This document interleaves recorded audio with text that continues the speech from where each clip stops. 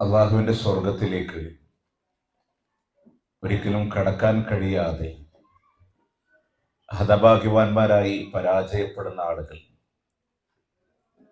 അവരെ സംബന്ധിച്ചിടത്തോളം ദുനിയാവിലെ ഒരു നഷ്ടം ഭവിക്കുന്ന പോലെയല്ല. ദുനിയാവിൽ നമുക്കൊരു നഷ്ടം ഉണ്ടായാൽ അതിനെ നികത്താൻ പല വഴികൾ നമുക്ക് കാണും. ഒരുപക്ഷെ ഭൗതികമായ ബിസിനസ്സിലാണെങ്കിൽ നമ്മൾ പുതിയ ഐഡിയാസ് കൊണ്ടുവരും. അതിൻ്റെ ടേൺ ഓവർ ചേഞ്ച് ചെയ്യാൻ ഏതൊക്കെ രീതിയിൽ നമ്മളുടെ സ്കില്ലുകൾ നമ്മൾ ഉപയോഗപ്പെടുത്താം, ഒന്നല്ലെങ്കിൽ ഒന്ന് മാറ്റിപ്പിടിക്കാം. പല വഴികളുണ്ട്. പക്ഷെ ആഖിറത്തിൽ ഒരു പരാജയം പടഞ്ഞാൽ രണ്ടാമത് തിരിച്ചു വരാൻ നമ്മൾ ആളുടെ മുമ്പിലും അവസരങ്ങളില്ല. ഒരു ഫൈനൽ എക്സാം ആയിരിക്കും അള്ളാഹു സുബ്ഹാനഹു വ തആല നടത്തുക. അതുകൊണ്ട് തന്നെ ഒരിക്കലും സ്വർഗത്തിലേക്ക് പോകാത്ത ആളുകളിൽ പെടാതിരിക്കാൻ നമ്മൾ ശ്രദ്ധിക്കേണ്ട കുറച്ചു കാര്യങ്ങൾ മാത്രം ഇൻഷാ അല്ലാഹ് ഈ പരിമിതമായ സമയത്തിൽ നിങ്ങളുടെ ശ്രദ്ധയിൽപ്പെടുത്തുകയാണ്. എലങ്കോടിനെ സംബന്ധിച്ചിടത്തോളം, അല്ലെങ്കിൽ ഈ ഒരു കടവത്തൂരിൻ്റെ പ്രാന്തപ്രദേശത്തുള്ള ആളുകളെ സംബന്ധിച്ചിടത്തോളം ഇത്തരം വിജ്ഞാന വേദികളും സദസ്സുകളൊന്നും കുറച്ചല്ല. എനിക്ക് ഓർമ്മയുണ്ട്, ഇവിടെ നാദാപുരത്ത് ലണ്ടന് നടക്കുന്ന സമയത്ത് ഞാനന്ന് ഫസ്റ്റ് PSC കൊല്ലം ജില്ലയിൽ PSC എക്സാം സർവീസിൽ കയറിയ സമയമാണ്. അന്ന് തെക്കൻ കേരളത്തിൽ ഒരാൾ പറയാണ്, ഞങ്ങളുടെ നാദാപുരത്ത്, അയാൾ ഇവിടുന്ന് വന്ന ഒരാളാണ്, ഓരോ സംഘടനക്കാർ ഓരോ ദിവസം വന്ന് പ്രസംഗിക്കും. അപ്പോൾ ഞങ്ങൾക്ക് ഈ ടവൽ ഇങ്ങനെ തലയിൽ കിട്ടുന്ന ഒരു ശീലമുണ്ട് നാദാപുരത്തേക്ക്. അത് കേട്ടിട്ടൊന്നിങ്ങനെ കുടഞ്ഞാൽ അത് പോയി, പിന്നെ വീണ്ടും ഫ്രഷ് എടുത്ത് കയറ്റും എന്ന് പറയുന്ന ഒരു പ്രവണത ഉണ്ടായി. ഞാൻ പറഞ്ഞത്, ഒരുപാട് കാലമായി ഇൽമ കേൾക്കുന്നുണ്ട്, അൽഹംദുലില്ലാഹ് ഒരുപാട് മാറ്റങ്ങൾ നമുക്കിടയിലുണ്ട്. പക്ഷേ എപ്പോഴും നമ്മൾ ശ്രദ്ധിക്കേണ്ടത്, അള്ളാഹിൻ്റെ ഹബീബ് സല്ലല്ലാഹു അലൈഹി വസല്ലം പോലും അള്ളാഹിനോട് കാവല് ചോദിച്ചൊരു തേട്ടമുണ്ട്. അല്ലാഹുമ്മ ഇന്നി അഊദു ബിക മിൻ ഇൽമിൻ ലാ യുൻഫഅ. ഉപകാരമില്ലാത്ത അറിവിൽ നിന്ന് അല്ലാഹുവേ നിന്നോട് ഞാൻ കാവല് ചോദിക്കുന്നു. അപ്പം അതുകൊണ്ട് അറിവുകൾ നമുക്ക് ഉപകാരപ്പെടണം, ഒന്നാമത്തെ കാര്യം. രണ്ടാമത്തെ വിഷയം, നമുക്കൊരു തോന്നലുണ്ടാവും, ഒരുപാട് കാലമായി ഞങ്ങളിതൊക്കെ തുടങ്ങിയ ആളുകളല്ലേ. പ്രിയമുള്ളവരെ, പ്രബോധനത്തിന് പ്രായത്തിന് അവസാനമില്ല. മഹാനായ പ്രവാചകൻ സല്ലല്ലാഹു അലൈഹി വസല്ലം ബദറിലേക്ക് ഇറങ്ങുമ്പോൾ വയസ്സ് 55ആണ്. ബദറിലേക്ക് ഇറങ്ങുമ്പോൾ വയസ്സ് 55ആണ്. ഉമർ ഇബ്നു ഖത്താബ് റളിയല്ലാഹു അൻഹു, ഫൈറൂസ് അബൂ ലുഅ്ലുഅത്തുൽ മജൂസി എന്ന് പറയുന്ന മനുഷ്യൻ ഇരുതല മൂർച്ചയുള്ള കടാര അദ്ദേഹത്തിന്റെ വയറ്റിൽ പ്രഹരിക്കുമ്പോൾ 7 കുത്തിന് 14 മുറിവോടെ ഖലീഫ ഉമർ റളിയല്ലാഹു അൻഹു താഴെ വീഴുമ്പോൾ, കുടൽമാലയിലൂടെ പാല് കൊടുത്താലും മുന്തിരിനീര് കൊടുത്താലും വെള്ളം കൊടുത്താലും പുറത്തേക്ക് പോകുന്ന സാഹചര്യം. ബനൂ മുആവിയ ഗോത്രത്തിലെ വിഷവൈദ്യർ വന്നിട്ട് പറയുന്നുണ്ട്, ഇന്നല്ലെങ്കിലും നാളെ. ആ സമയത്ത് ഉമർ റളിയല്ലാഹു അൻഹു പറയുന്നു, താങ്കൾ പറഞ്ഞത് സത്യമാണ്. അത്രയും ഒരു അവസ്ഥയിൽ കിടക്കുന്ന ഉമർ ഇബ്നു ഖത്താബ് റളിയല്ലാഹു അൻഹു ആ സമയത്ത് പോലും ഞെരിയാണിക്ക് താഴെ വസ്ത്രമെടുത്ത് വന്ന ഒരാളോട്, യബ്നത അഖി, എൻ്റെ സഹോദരപുത്ര, ആ വസ്ത്രം ഒന്ന് കയറ്റി കൊടുക്ക് എന്ന് പറഞ്ഞിട്ട് ആ നേരത്ത് പോലും തൻ്റെ ഉത്തരവാദിത്വം നിർവഹിച്ചു എന്നുള്ളത് ശ്രദ്ധേയമാണ്. അപ്പോൾ പ്രബോധനത്തിനും ദഅവത്തിനും പ്രായത്തിൻ്റെ വ്യത്യാസങ്ങളില്ല. ഉപദേശങ്ങളില്ലാത്ത കാലദൈർഘ്യം കടന്നു വന്നാൽ ഫത്വാല അലൈഹിമുൽ അമദു ഫഖസത് ഖുലൂബുഹും, സൂറത്ത് ഹദീദിൽ അല്ലാഹ് പറഞ്ഞ് പഠിപ്പിച്ച വിഷയം. നമ്മളുടെ ഹൃദയങ്ങൾ വല്ലാതെ കടുത്തു പോകുന്ന ഒരു സാഹചര്യം ഉണ്ടാവും. അതുകൊണ്ട് ഒരുപക്ഷെ ഈ ഒരു വിജ്ഞാനവേദി ഈ വീടിൻ്റെ മുറ്റത്ത് നടക്കുമ്പോൾ ഇത് ഇത്തരമൊരു സംരംഭത്തിൻ്റെ തുടക്കമാണെങ്കിൽ ഓരോ മാസവും ഇൻഷാ അല്ലാഹ് നമുക്ക് ഇതേപോലെ കീപ്പ് ചെയ്ത് മുന്നോട്ട് പോകാൻ കഴിയണം. നമുക്ക് ഇൽമ കിട്ടാനുള്ള അവസരങ്ങൾ വ്യത്യസ്തമായ ടോപ്പിക്കുകളിൽ വ്യത്യസ്തമായ ആളുകളെ സംഘടിപ്പിച്ച് ഈ നമ്മളെല്ലാവരും സംഗമിച്ച് ഇൻഷാ അല്ലാഹ് അതിന് തുടർത്തി കൊണ്ടുപോകാനുള്ള ഒരു ശ്രമം നമ്മളിൽ ഉണ്ടാവണം. അത് നമുക്ക് ഈമാൻ കിട്ടാനാണ്. നമ്മളുടെ വീട്ടിലൊരു ഗസ്റ്റ് വന്നാൽ നമ്മൾ സാധാരണ പറയും, വായോ കയറിയിരിക്കാം, ചായ കുടിക്കാം, വെള്ളം കുടിക്കാം, അല്ലേ? സ്വഹാബത്ത് പരസ്പരം കാണുമ്പോൾ അവർക്കിടയിൽ ഉണ്ടായിരുന്നൊരു സംസാര രീതി, നമുക്കൊന്ന് ഈമാൻ കൊള്ളാം. എന്താണ് ഈമാൻ കൊള്ളല്ലേ? നമുക്കൊന്ന് ദീന് സംസാരിക്കാം, അള്ളാഹുവിൻ്റെ ദീന് കേൾക്കാം. ഒരുപക്ഷെ നമ്മളെല്ലാവരും എല്ലാം കൊണ്ടും തികഞ്ഞവരാവില്ല.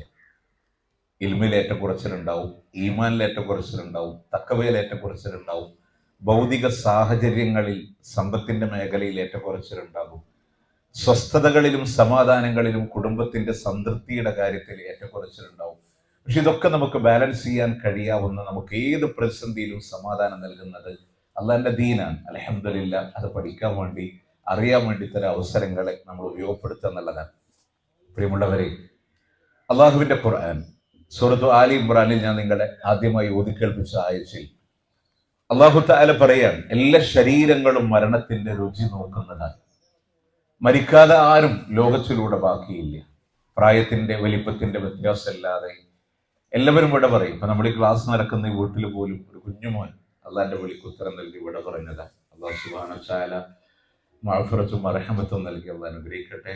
നാളെ ഈ കുടുംബത്തോടെ അള്ളാന്റെ സ്വർഗത്തിൽ ഒരുമിച്ച് ചേരാൻ അള്ളാഹു തൗഫീഖ് നൽകി അനുഗ്രഹിക്കട്ടെ. പ്രിയമുള്ളവരെ, ഏതൊരു മരണ വാർത്തയിൽ നമ്മൾ പറയുന്ന ഒരു വാക്കുണ്ട്, ഇന്നാ ലില്ലാഹി വ ഇന്നാ ഇലൈഹി റാജിഊൻ. ആര് മരിച്ചാലും, ഇവിടെ എലങ്കോടിൽ ഒരു ഭാസ്കരൻ മരിച്ചു എന്ന് പറഞ്ഞാൽ നമ്മൾ എന്ത് പറയണം? എന്തുണ്ടായിരിക്കണേ? ഇന്നാ ലില്ലാഹി വ ഇന്നാ ഇലൈഹി. ഒരു ക്രിസ്ത്യാനി മരിച്ചു എന്ന് പറഞ്ഞാലും ഇന്നാ ലില്ലാഹി വ ഇന്നാ ഇലൈഹി റാജിഊൻ. നമ്മുടെ വീട്ടിൽ വളർത്തുന്ന ഒരു മൃഗം മരിച്ചാൽ എന്ത് പറയണം? ഇന്നാ ലില്ലാഹി. എന്തുകൊണ്ടെന്നറിയും? അത് നമുക്ക് വേണ്ടിയുള്ള ഒരു ദിക്റാണ്. ഞാനും അള്ളാഹുവിലേക്ക് മടങ്ങാനുള്ളതാണ്. നേരെ മറിച്ച് അല്ലാഹുമ്മ അഗ്ഫിർ ലഹു വർഹംഹു എന്ന് വിശ്വാസിക്കുക മാത്രമേ പറയാൻ പാടുള്ളൂ. മുസ്ലിങ്ങളല്ലാത്തവർക്ക് എന്ത് ചെയ്യാൻ പാടില്ല? ദുആ ചെയ്യാൻ പാടില്ല. നേരെ മറിച്ച് ഇന്നാ ലില്ലാഹി വ ഇന്നാ ഇലൈഹി റാജിഊൻ ആര് മരിച്ചാലും പറയണം. നമ്മളൊക്കെ വാട്സപ്പിലൊക്കെ ഒരു മരണ വാർത്ത വന്ന് സ്റ്റിക്കറും പരതിയും നടക്കും. ഏറ്റവും ഭംഗിയുള്ള സ്റ്റിക്കർ ഏതാന്ന് തരവിട്ടാണ്. നമ്മൾ ആലോചിക്കേണ്ട, ഞാനും പടച്ചോനിലേക്ക് മടങ്ങാനുള്ളതാണ്, മരിക്കാനുള്ളതാണ്. ആ ഓർമ്മ ഉണ്ടാവണം. ജീവിച്ചു തീർത്തതാണ് ജീവിക്കാനുള്ളതിനേക്കാളും കൂടുതൽ. ഒന്ന് ആലോചിച്ചു നോക്കി. ജീവിച്ചു തീർത്തില്ലേ നമ്മള്? മഹാനായ ഇബ്നു റജബുൽ ഹംബലി റഹ്മത്തുള്ളാഹി അലൈഹിയുടെ അടുക്കലേക്ക് ഒരാൾ കടന്നു വരികയാണ്. ആൾ വന്നപ്പോൾ അദ്ദേഹത്തോട് ചോദിച്ചു, വയസ്സെത്രയായി? അദ്ദേഹം പറഞ്ഞു 60 വയസ്സായി. അപ്പൊ ഇബ്നു റജബുൽ ഹംബലി റഹ്മത്തുള്ളാഹി അലൈഹി പറയാം, യാത്ര തുടങ്ങിയിട്ട് 60 വർഷമായല്ലേ? താങ്കൾ ലക്ഷ്യത്തിലേക്ക് എത്താനായിട്ടുണ്ടെന്ന് പറഞ്ഞപ്പോ മനുഷ്യൻ പറഞ്ഞു, ഇന്നാ ലില്ലാഹി വ ഇന്നാ ഇലൈഹി റാജിഊൻ എന്ന് തിരിച്ചു പറയാൻ. നമ്മളൊക്കെ മനസ്സിലാക്കേണ്ടത്, ഈ മരണത്തിന് മുമ്പുള്ള സമയമാണ് നമ്മളുടെ പരലോകം എന്ത് വേണം എന്ന് നമുക്ക് വിധി തീരുമാനിക്കാനുള്ള ഒരു സമയം. അങ്ങോട്ട് പോയാൽ തിരിച്ചു വരാൻ നമ്മളുടെ മുമ്പിൽ ആരുടെ മുമ്പിലും അല്ലാഹു തആല അവസരം നൽകില്ല. മനുഷ്യ ചോദിക്കും. 90കൾ പിന്നിട്ടവനും 80കൾ പിന്നിട്ടവനും 70കൾ പിന്നിട്ടവനും അള്ളാഹിനോട് യാചിക്കും. അവിടെ അള്ളാഹിനോട് ചോദിക്കുന്ന ഒരു കൊല്ലം തരുമെന്ന് അള്ളാഹിനോട് ചോദിക്കില്ല, ഒരു മാസം തരുമെന്ന് അള്ളാഹിനോട് ചോദിക്കൂല. പക്ഷെ അള്ളാഹിനോട് ചോദിക്കുന്നത് റബ്ബി ലൗല അഖർതനി ഇലാ അജലിൻ ഖരീബ്, ഒരല്പസമയം എനിക്ക് തരുമോ. പക്ഷെ ആ വിലാപങ്ങളെ കൊണ്ട് സ്ഥാനമില്ല, കാര്യമില്ല. നമുക്ക് തിരിച്ചു വരാൻ ഒരിക്കലും അവസരം അല്ല തരില്ല. അതുകൊണ്ട് ഈ സമയം അള്ളാഹു തന്നിയൊരു അനുഗ്രഹത്തിന്റെ സമയമെന്ന് മനസ്സിലാക്കി ഈ ഇരിക്കുന്ന ഇരിപ്പിടത്തിൽ പശ്ചാത്തലത്തിന്റെ മനസ്സോടുകൂടെ ഇല്ലാതെ എഴുന്നേറ്റ് പോകാൻ പാടില്ല. ഒരു മാറ്റത്തിന്റെ തീരുമാനത്തോടുകൂടെ അല്ലാതെ നമ്മൾ എഴുന്നേറ്റ് പോകാൻ പാടില്ല. കാരണം ഇനി കാത്തു നിൽക്കാൻ നമുക്ക് മുമ്പിൽ സമയമില്ല. നമ്മൾ വിചാരിക്കും ഇനി ഒരുപാട് സമയമുണ്ടല്ലോ എന്ന് കാത്തിരിക്കുന്ന ആളുകളോട് നമ്മളൊക്കെ വിചാരിക്കുന്നതാണ്, ഞാനിപ്പോൾ അടുത്ത കാലത്തൊന്നും മരിക്കില്ല, ഇനി ഒരുപാട് സമയമുണ്ട്, ആ തെറ്റുകളിൽ നിന്നൊക്കെ വിട്ടുമാറി പശ്ചാത്തപിച്ച് തൗബ ചെയ്ത് പിന്നെ ഞാൻ നല്ല പോലെ ജീവിച്ചിട്ടേ മരിക്കുള്ളൂ എന്ന് വിചാരിക്കുന്ന ആളുകളോട് അള്ളാഹുവിന്റെ പ്രമാണത്തിന്റെ നസ്സ് പറയുന്നത്, തൗബ പിന്തിപ്പിക്കുന്ന ആളുകൾക്ക് ഹുസ്നുൽ ഖാത്തിമ, നല്ല പര്യാവസാനം അല്ല തരില്ല. ഒരു മക്കള് പറയാൻ, തൽക്കീൻ ചൊല്ലിക്കൊടുക്കാൻ, വജാഅഹു ഇൻസാനുൻ അയ്യുലഖിനഹു, മരിക്കാനായ ഒരാളുടെ അടുക്കിലേക്ക് ഒരാൾ തൽക്കീൻ ചൊല്ലാൻ വേണ്ടി കടന്നു വന്നു. തൽക്കീൻ എന്ന് പറഞ്ഞാൽ നമ്മുടെ നാട്ടിൽ കാണുന്ന തൽക്കീൻ അല്ല കേട്ടോ. എന്താണ്? ഇദാ ജാഅക്കൽ മലക്കാനിൽ കരീമാനി ബിക മുൻകറുൻ വനകീറുൻ അലൈഹിമാ വഇദാ സഅലക മൻ റബ്ബുക വമാ ദീനുക വമാ ഇമാമുക ഫഖുൽ അല്ലാഹു റബ്ബി വൽ ഖുർആനി ഇമാമി വൽ കഅബതു ഖിബ്ലതി വമുഹമ്മദുൻ നബി എന്നൊക്കെ പറഞ്ഞിട്ട് ഒരു മനുഷ്യനെ മറവ് ചെയ്തിട്ട് മയ്യത്തിന്റെ തലഭാഗത്ത്, ഖബറിന്റെ തലഭാഗത്ത് വന്നിരുന്ന് പറഞ്ഞു കൊടുക്കും, ഞങ്ങൾ ഇവിടുന്ന് പോയാൽ ഭീകരന്മാരായ എന്നാൽ മാന്യന്മാരായ 2 മലക്കുകൾ വരും, അവർ നിന്നോട് ചോദിക്കും നിന്റെ റബ്ബാരാണ്, നിന്റെ ഇമാമാരാണ്. അപ്പൊ പറഞ്ഞു കൊടുക്കണം കേട്ടോ, അള്ളാഹു റബ്ബി വൽ ഖുർആനി ഇമാമി, അള്ളാഹു ആണ് എന്റെ റബ്ബ്, ഖുർആനാണ് എന്റെ ഇമാമ്. അതേ മൊയിലേരെ ഖബർസ്ഥാൻ എന്ന് റോട്ടിൽ കൊണ്ടിട്ട് ചോദിക്കുക, അല്ല മൊയിലേരെ ആരെ ഇമാമി വെച്ചാൽ പറയും ഷാഫി ഇമാമാണ്. അത്ര കാറ്റേനുള്ളൂ. പക്ഷെ എന്നിരുന്നാൽ ഇത് ഷിയാക്കളുടെ ആചാരം. ഷിയാക്കളാണ് അവരുടെ മൂടുകല്ല് വെച്ച് അവസാനത്തെ കല്ല് വെക്കണതിന് മുമ്പ് ഇതേ ഡയലോഗ് ഇങ്ങനെ പറഞ്ഞു കൊടുക്കും. അതേപോലെ നമ്മുടെ നാട്ടിലെ ആളുകളും ശീലിക്കുന്നുണ്ട്. അതല്ല തൽക്കീൻ. ഇസ്ലാമിലെ തൽക്കീൻ എന്ന് പറഞ്ഞാൽ മരിക്കണ നേരത്തെ നമ്മൾ ലാ ഇലാഹ ഇല്ലല്ലാഹ് ചൊല്ലിക്കൊടുക്കുക, ഈമാൻ സ്ഥിരപ്പെടാൻ. അല്ലേ? അത് കൂട്ടം കൂടിയ മുഴുവൻ ആളുകളും പറഞ്ഞു കൊടുക്കണ്ട, ഒരാൾ മനസ്സിലാവുന്ന രീതിയിൽ ഇങ്ങനെ ചൊല്ലിക്കൊടുക്കുക. ആ മരിക്കാനായ രോഗി ലാ ഇലാഹ ഇല്ലല്ലാഹ് എന്ന് പറഞ്ഞാൽ നമ്മളവിടെ സ്റ്റോപ്പ് ചെയ്യുക. വേറെന്തെങ്കിലും ഭൗതിക സംസാരത്തിലേക്ക് വന്നിട്ടുണ്ടെങ്കിൽ വീണ്ടും ലാ ഇലാഹ ഇല്ലല്ലാഹ് ചൊല്ലിക്കൊടുക്കാം. പക്ഷെ അങ്ങനെ ഒരു മനുഷ്യന്റെ അടുക്കൽ ഉലമാക്കൾ വന്നു, ഒരു പണ്ഡിതൻ അനുഭവം പറയാൻ വന്ന് തൽക്കീൻ ചൊല്ലിക്കൊടുക്കുമ്പോൾ ഇയാൾ ചൊല്ലണില്ല. ഇയാൾ പറയുന്നത് ഈശ്വര ബവസ്കിനി, നിങ്ങൾ കുടിക്കൂ, എനിക്കൊന്ന് ഒഴിച്ചുതാ. അയാൾ മദ്യത്തിന്റെ ആസക്തിയിൽ തന്നെ ജീവിച്ച് തൗബയെ പിന്തിപ്പിച്ച മനുഷ്യരുടെ അവസ്ഥയും അവസാനം നന്നാവാൻ തീരുമാനിച്ച നടക്കില്ല. അതുകൊണ്ട് നമ്മൾ ആലോചിക്കുക, നമ്മളുടെ കയ്യിലൊന്നും അധികം സമ്പാദ്യമൊന്നുമില്ല. ഇന്ന് വൈകുന്നേരമാണ് മലക്കുൽ മൗത്ത് നമ്മളുടെ റൂഹിനെ കൊണ്ടുവന്നെങ്കിൽ നമ്മളുടെ അവസ്ഥ എന്താ? സ്വർഗത്ത് പോകാൻ മാത്രമുള്ള അമലുണ്ടോ നമ്മളുടെ കയ്യില്?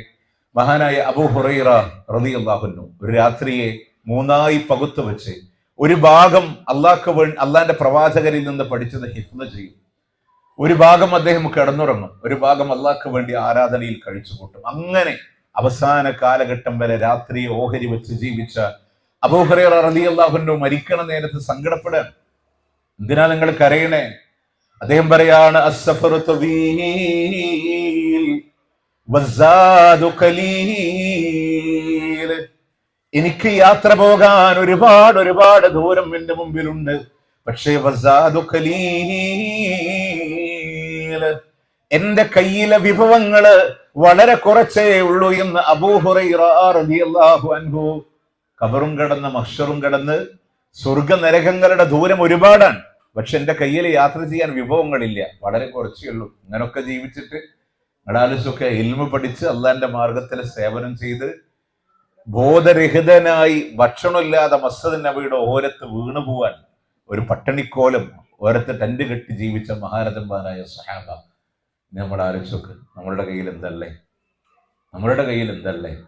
നമ്മൾ ഈ അവസ്ഥയിൽ രക്ഷപ്പെടുന്ന ചിന്ത നമ്മൾക്ക് കടന്നു വരുന്നുണ്ടോ? അള്ളാഹുവിന്റെ പ്രവാചകൻ സല്ലല്ലാഹു അലൈഹി വസല്ലം, ആ ഒരു പേടി നമ്മളിൽ ഉണ്ടാവേണ്ടത് ഈമാന്റെ ഭാഗമാണ്. മഹാനായ പ്രവാചകൻ സല്ലല്ലാഹു അലൈഹി വസല്ലം ഒരിക്കൽ അബ്ദുല്ലാഹ് ബിൻ മസ്ഊദ് റളിയല്ലാഹു അൻഹുവിനോട് പറയുന്നുണ്ട്, അബ്ദുല്ലാ, എനിക്കൊന്ന് ഖുർആൻ ഓതിത്തരൂ. റസൂലേ, ഈ ഖുർആൻ അവതീർണമായത് അങ്ങേക്കാണ്, അങ്ങനെയുള്ള താങ്കൾക്ക് വേണ്ടി ഞാൻ ഓതിത്തരണോ?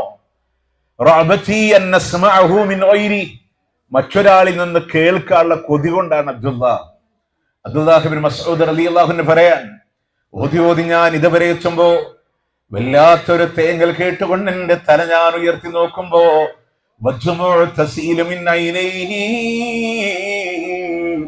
റസൂലുള്ളാഹിന്റെ കണ്ണിലൂടെ കണ്ണുനീരിങ്ങനെ നിറഞ്ഞൊഴുകുകയാണ്. കരഞ്ഞിട്ട് പറഞ്ഞു, നിർത്തണേ അബ്ദുല്ലാ. ഏതാണ് ആയത്തെന്നറിയോ? ഫകൈഫ ഇദാ ജിനാ മിൻ കുല്ലി ഉമ്മത്തിൻ ബിശഹീദിൻ വജിനാ ബിക അലാ ഹൗലാഇ ഷഹീദാ.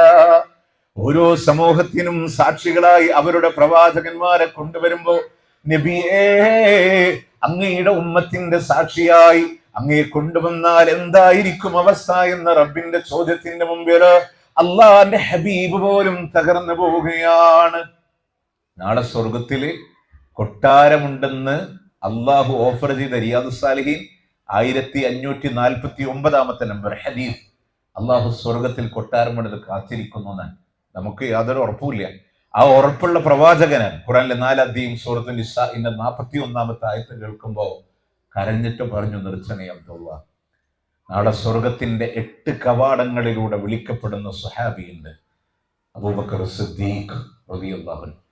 അള്ളാന്റെ റസൂലിന്റെ സാഹിബ് എന്ന് ഖുർആൻ അഭിസംബോധന ചെയ്ത സ്വഹാബി അബൂബക്കർ സിദ്ദീഖ് റളിയല്ലാഹു അൻഹു. അദ്ദേഹം മരച്ചില്ലകളിൽ പാറുന്നൊരു പക്ഷികളെ കണ്ടപ്പോൾ അദ്ദേഹം പറയാൻ, ഒരു കവിതാ രൂപത്തിൽ അദ്ദേഹം പറഞ്ഞ, ഞാനും ഒരു പക്ഷിയായിരുന്നെങ്കിൽ എനിക്ക് അള്ളാന്റെ വിചാരണ നേരിടേണ്ടി വരില്ലല്ലോ. ഒരു മൺകട്ട കയ്യിലെടുത്തിട്ട് യാലീത്തനിക്കും തുഹാദിഹിത്തുബന, ഇതുപോലൊരു മൺകട്ട ഞാനാണെങ്കിൽ അള്ളാന്റെ വിചാരണ എനിക്ക് നേരിടേണ്ടി വരില്ലല്ലോ എന്ന് നമ്മൾ ആലോചിക്കേണ്ട. നമ്മളും പരലോകത്തേക്ക് പോവാണ്, അവരും പരലോകത്തേക്ക് പോവാണ്. അവരെന്തൊക്കെയോ ചെയ്തു വെച്ചു, നമ്മളൊന്നും ചെയ്തിട്ടില്ല. ചെയ്തിട്ട് പോലും അവരുടെ ഭയം അത്രമേൽ കടുപ്പമുള്ളതാണ്.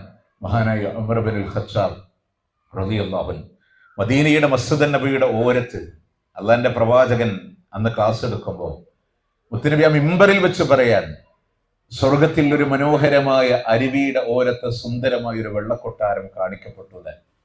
ഞാൻ ആ കൊട്ടാരത്തിൽ കയറിയില്ല, കാരണം അത് ആരുടേതെന്ന് ചോദിച്ചപ്പോൾ പറഞ്ഞു, എൻ്റെ ഉമറിനുള്ള കൊട്ടാരാണ്. ഉമർ കുറച്ച് ഈറത്തുള്ള ആളാണ്, ദേഷ്യമുള്ള ആളാണ്. എൻ്റെ ഉമറിന് ഇഷ്ടമായില്ലെങ്കിലോ എന്ന് കരുതി ഞാൻ അവിടെ കയറിയില്ല എന്ന് പറയുമ്പോൾ 1-ാമത്തെ സഫിൽ ഉമർ റളിയല്ലാഹു അൻഹു ഉണ്ട്. കൈകളുയർത്തി ചോദിക്കുന്നുണ്ട്, ആറു അലൈക്കയ്യാ റസൂലല്ലാഹ്, അങ്ങയോട് ഞാൻ ദേഷ്യപ്പെടാനോ റസൂലേ, അങ്ങയോട് ഞാൻ ദേഷ്യപ്പെടാനോ? ആ സ്വർഗത്തിൽ കൊട്ടാരം ഉറപ്പുള്ള ഉമർ റളിയല്ലാഹു അൻഹു ഫൈറൂസ് അബൂലൂലത്തിൽ മജൂസിയുടെ കുത്തുകൊണ്ട് താഴെ വീണ് അവിടെ നിന്ന് കരഞ്ഞവരോടൊക്കെ തിരുത്തി കൊടുത്ത് വീട്ടിൽ നിന്ന്, പള്ളിയിൽ നിന്ന് വീട്ടിലേക്ക് മാറ്റി. മരിക്കണ നേരത്ത് പോലും അദ്ദേഹം പറയണത്, ഈ ഉമറിന്റെ അവസാന നിമിഷത്തിലെ കിടത്തം കണ്ടിട്ട് എന്റെ റബ്ബിന് എന്നോട് കരുണ തോന്നിയാലോ, സക്കറാത്തിന്റെ വേദനയിൽ അല്ല ഇളവ് തന്നാലോ, പരലോകത്തെ റബ്ബിനിക്ക് റഹ്മത്ത് തന്നാലോ ഞാൻ. ആ ഒരു ഭയം അവരുടെയൊക്കെ മനസ്സുകളിലൂടെ കടന്നു വന്നു എന്നുള്ളതാണ്. അള്ളാന്റെ പരലോകം, മരണം എങ്ങനെ ആയിരിക്കും എന്നുള്ളൊരു പേടിയില്ലായിരുന്നു. നമ്മളൊക്കെ ഒന്ന് സമാധാനത്തോടെ ജീവിച്ചുകൊണ്ടിരിക്കാൻ. പക്ഷെ നമ്മൾ ആലോചിക്കണം, ഈ അമലും കൊണ്ട് അള്ളാഹുവിന്റെ കോടതിയിലേക്ക് നമ്മൾ യാത്ര പോവാൻ. അതുകൊണ്ട് എന്തെങ്കിലുമൊക്കെ ചെയ്യാനുണ്ടെങ്കിൽ ഈ സമയത്ത് നമുക്ക് ചെയ്യാം, കാത്തുവെക്കല്ല. അതുകൊണ്ട് എത്ര കൊല്ലം ജീവിച്ചാൽ അള്ളാഹിനോട് എന്താ ചോദിക്കാം? ഒരു കൊല്ലമൊന്നും ചോദിക്കില്ല, ഒരല്പസമയം തരുമോ. പക്ഷെ അള്ളാഹു തആല മടക്കി വിടില്ല. വിശുദ്ധ ഖുർആനിലെ 23 അധ്യായം സൂറത്ത് മുഅ്മിനൂൻ 99, 100 ആയത്തിൽ കാണാം, ചില ആളുകൾ പറയുന്നുണ്ട്, റബ്ബി റജിഊൻ, ഒന്ന് മടക്കി തരുമോ അല്ലാഹ്, ലഅല്ലി അഅമലു സാലിഹൻ ഫീമാ തറക്, ഇതുവരെ ചെയ്യാത്ത അമലുകളൊക്കെ ചെയ്തോളാം. അതേ ആശയം തന്നെ സൂറത്ത് മുനാഫിഖൂനിലും അല്ലാഹു തആല ആവർത്തിച്ചു പറയുന്നുണ്ട്. പക്ഷെ എന്താ പറയണത്? കല്ലാ ഇന്നഹാ കലിമത്തുൻ ഹുവ ഖായിലുഹാ, അവൻ വെറുതെ പറയുന്ന ഒരു വർത്തമാനം മാത്രമാണത്. വമിൻ വറാഇഹിം ബർസഖുൻ ഇലാ യൗമി യുബഅസൂൻ, അവന്റെ പിന്നിലുള്ളത് ബർസഖാണ്, മറയുടെ ജീവിതമാണ്. അവനെ മടക്കി വിടണ്ട എന്ന് അള്ളാഹു മലക്കുകളോട് നിർദ്ദേശം കൊടുക്കുന്നുണ്ട്. ആരും മടക്കി തരൂല്ല. ഒരല്പസമയം തരുമോ, ഞാൻ നന്നായിക്കോളാ, പക്ഷെ അള്ളാഹു തആല മടക്കി തരൂല്ല. പ്രിയമുള്ളവരെ, മയ്യത്ത് കട്ടിലേറി വീട്ടിൽ നിന്നൊരു യാത്ര പോകുമ്പോ നമ്മൾ വിചാരിക്കണ്ട കേട്ടോ, അംഗബലങ്ങളോ ആൾബലങ്ങളോ ഒരാളുമില്ല. നമ്മളുടെ വീട്, നമ്മളുടെ വാഹനം, നമ്മളുടെ സൗകര്യങ്ങളെല്ലാം വിട്ടു. നമ്മൾ ആലോചിച്ചൊക്കെ ഈ എലാങ്കോടിന്റെ മണ്ണിലൂടെ നമ്മൾ യാത്ര ചെയ്തിരുന്ന നമ്മളുടെ വാഹനം പോലും കാർ പോർച്ചിൽ മാറ്റിയിടപ്പെട്ടു. മയ്യത്ത് കട്ടിൽ നമ്മളുടെ മയ്യത്ത് കൊണ്ടുപോകുമ്പോ നമ്മൾ ഉപയോഗിക്കുന്ന ബ്രാൻഡഡ് ഡ്രസ്സുകളുടെ ഒന്നുമില്ല.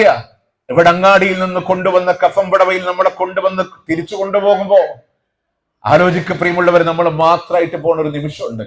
മരണത്തിന്റെ വേദന തിന്നുമ്പോഴും ഒറ്റക്കാൻ ഏതോ ഒരു പ്രത്യേകമായ ദിശയിലേക്ക് കണ്ണുനട്ട് കണ്ണിലോട് ഒലിച്ചിറങ്ങുന്ന കണ്ണുനീര് പോലും സ്വന്തം കരങ്ങളെ കൊണ്ട് തുടക്കാൻ കഴിയാതെ നിസ്സഹായനായി കാത്തു കെട്ടിക്കിടക്കുമ്പോ ഈ യാത്രയിൽ മയ്യത്ത് പോകുമ്പോഴും മനുഷ്യന് കരയുന്നുണ്ട്, എന്നൊന്ന് മടക്കിച്ചൊരോ, സ്വർഗത്ത് പോകാൻ ഭാഗ്യമില്ലെങ്കിൽ. നരകാവകാശിയാണെങ്കിൽ കരയുന്നുണ്ട്, പക്ഷെ അള്ളാഹു തആല മടക്കി തരൂല്ല. ആ ഖബറിൽ നമ്മൾ അറിയുന്നുണ്ട്, എന്നെ ഒറ്റക്കാക്കി എല്ലാവരും വിട പറയാൻ.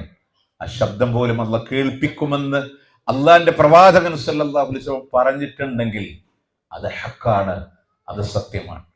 നമ്മൾ ആലോചിക്കും പ്രിയമുള്ളവരെ, ആ പരലോകത്തെ മൃഗങ്ങളെ അള്ളാഹു മണ്ണാക്കി കളയുമ്പോ എല്ലാം അഹങ്കാരത്തോടെ നിഷേധിച്ച് തള്ളിയവനും പറയും, യാലൈച്ചനി കുന്തു തുറാബ, ഞാനൊന്ന് മണ്ണായിരുന്നെങ്കിൽ. ഇവിടെ ചെയ്ത മുഴുവൻ പ്രവർത്തനങ്ങളുടെ രേഖയും കയ്യിലൂടെ നൽകപ്പെടുമ്പോ ഇടത് കൈയിലൂടെ നൽകപ്പെടുന്ന പരാജിതൻ കരഞ്ഞിട്ട് പറയും, ലം ഊത്ത കിതാബിയ, എനിക്കതൊന്ന് കിട്ടാതിരുന്നെങ്കിൽ. ജീവിതത്തിലെ നന്നാകണമെന്ന് ആഗ്രഹിക്കുന്നവർക്ക് ഓരോ വെള്ളിയാഴ്ചയും സുബഹി നൽകുന്ന അധ്യാപനം വലുതാണ്. ആ സുബഹിന്റെ സൂറത്ത് സജ്ദയിലെ 12, 13, 14 ആയത്തുകളിൽ അല്ലാഹ് പറയണില്ലേ, വലൗ തറാ ഇദിൽ മുജ്രിമൂന നാകിസു റൂസിഹിം ഇൻദ റബ്ബിഹിം, വലൗ തറാ ഇദിൽ മുജ്രിമൂൻ, കുറ്റവാളികളായ ആളുകളെ നീ ഒന്ന് കണ്ടിരുന്നെങ്കിൽ, നാകിസു റൂസിഹിം, അവരുടെ തലകളെ അവർ കുത്തിപ്പിടിച്ചതായ അവസ്ഥകളിലൂടെ കടന്നു വരികയാണ്. ദുനിയാവിൽ ഒരു കുറ്റവാളിയെ കൊണ്ടുവരുമ്പോ മിന്നിമായുന്ന മാധ്യമ പ്രവർത്തകരുടെ ക്യാമറകൾക്ക് മുമ്പിൽ തലകുനിക്കുന്ന പോലെയല്ല. സൂറത്ത് യാസീനിലൂടെ അല്ലാഹ് പറയുന്നുണ്ട്, അഗ്ലാലൻ ഫഹിയ ഇലൽ അദ്ഖാനി ഫഹും മുഖ്മഹൂൻ, അവരുടെ പിരടി മുതൽ ഞെരിയാണി വരെ ചങ്ങലകളാൽ ബന്ധിച്ചവരായി കടന്നു വരുമ്പോ അവര് പറയുന്നുണ്ട്, റബ്ബനാ അബ്സർനാ വസമിഅനാ. അല്ലാഹുവേ ഞങ്ങൾ കണ്ടു അല്ലാ, ഞങ്ങൾ കണ്ടു അല്ലാ. സബാനിയത്തിന്റെ മലക്കിന്റെ കയറ്റവും ഇറക്കവും ഞങ്ങൾ കണ്ടു അല്ലാ. കൊട്ടാരം കണക്ക് തീപ്പൊരികൾ പാറുന്നത് കണ്ടു അല്ലാ.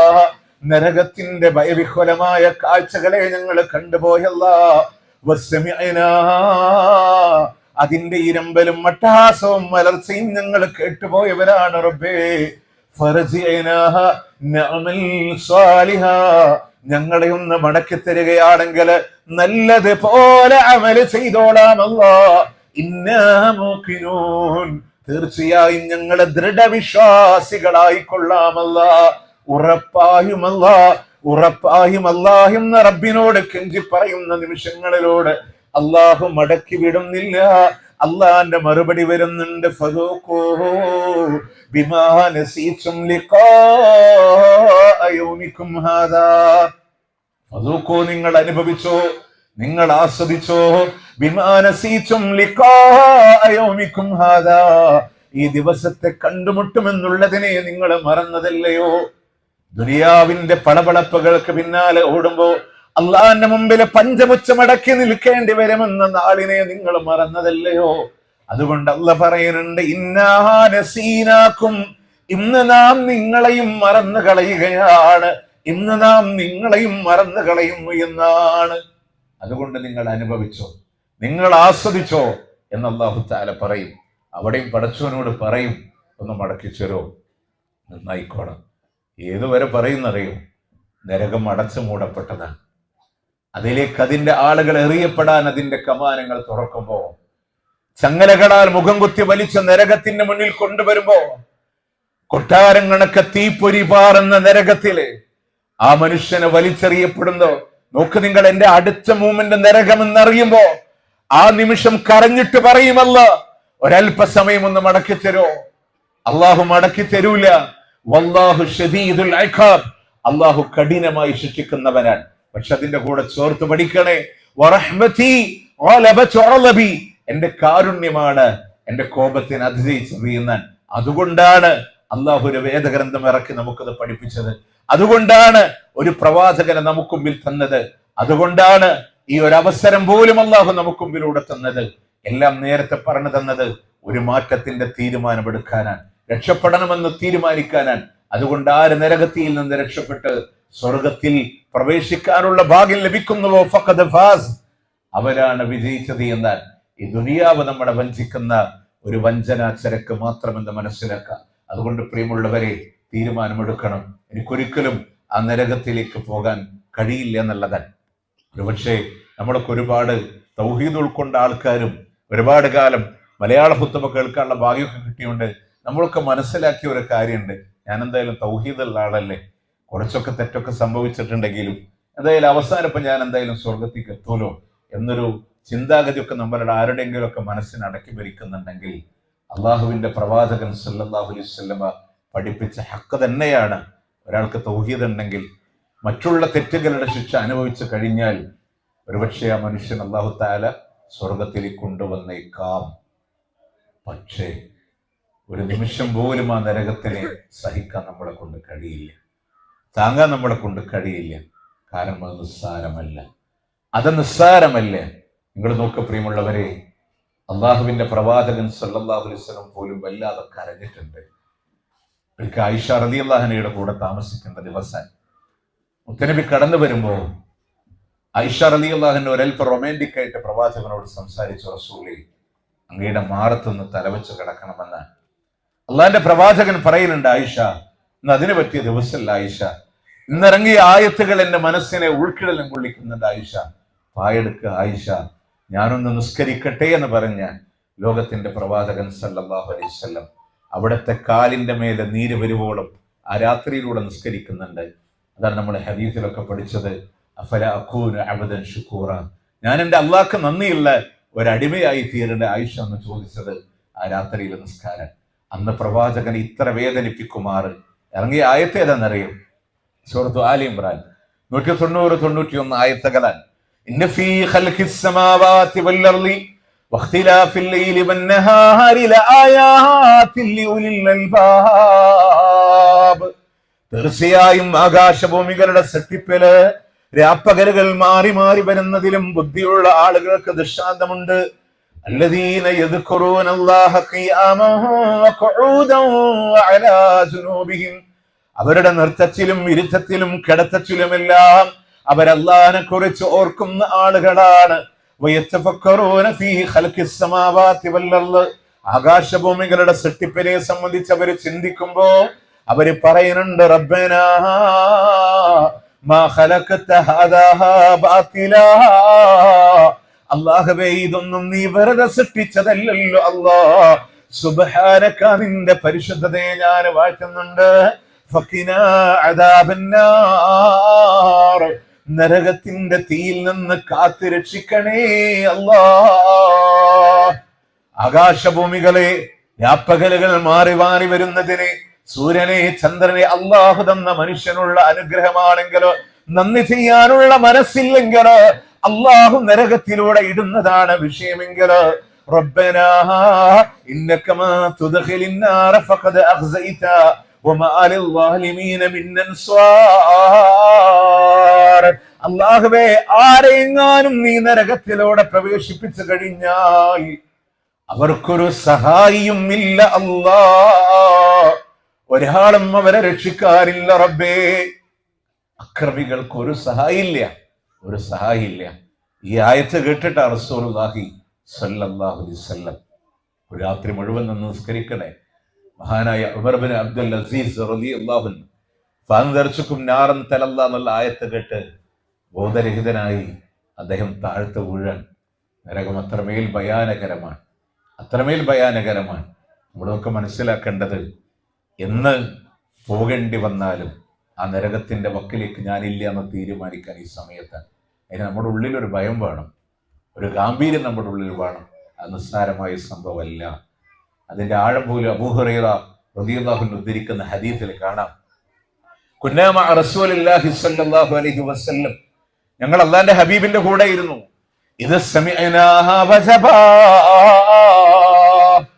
വല്ലാത്ത ഭയാനകരമായ ശബ്ദം കേട്ട് ഞങ്ങൾ കോരിത്തരിച്ചു പോയി. അല്ലാഹുവിന്റെ മുത്ത് റസൂൽ പറയാണ്, ആ ശബ്ദം ഏതാണെന്നറിയുമോ? ഇന്നഹു ഹജറുൻ റമാ ബിഹി ഫിന്നാർ മുൻദു 70 ഖരീഫാ. 70 വർഷങ്ങൾക്ക് മുമ്പ് നരകത്തിന്റെ മുകളിൽ നിന്ന് വലിച്ചെറിഞ്ഞു പോയ ഒരു കല്ല് അതിന്റെ അടിത്തട്ടിൽ എത്തിപ്പോയ ശബ്ദമാ.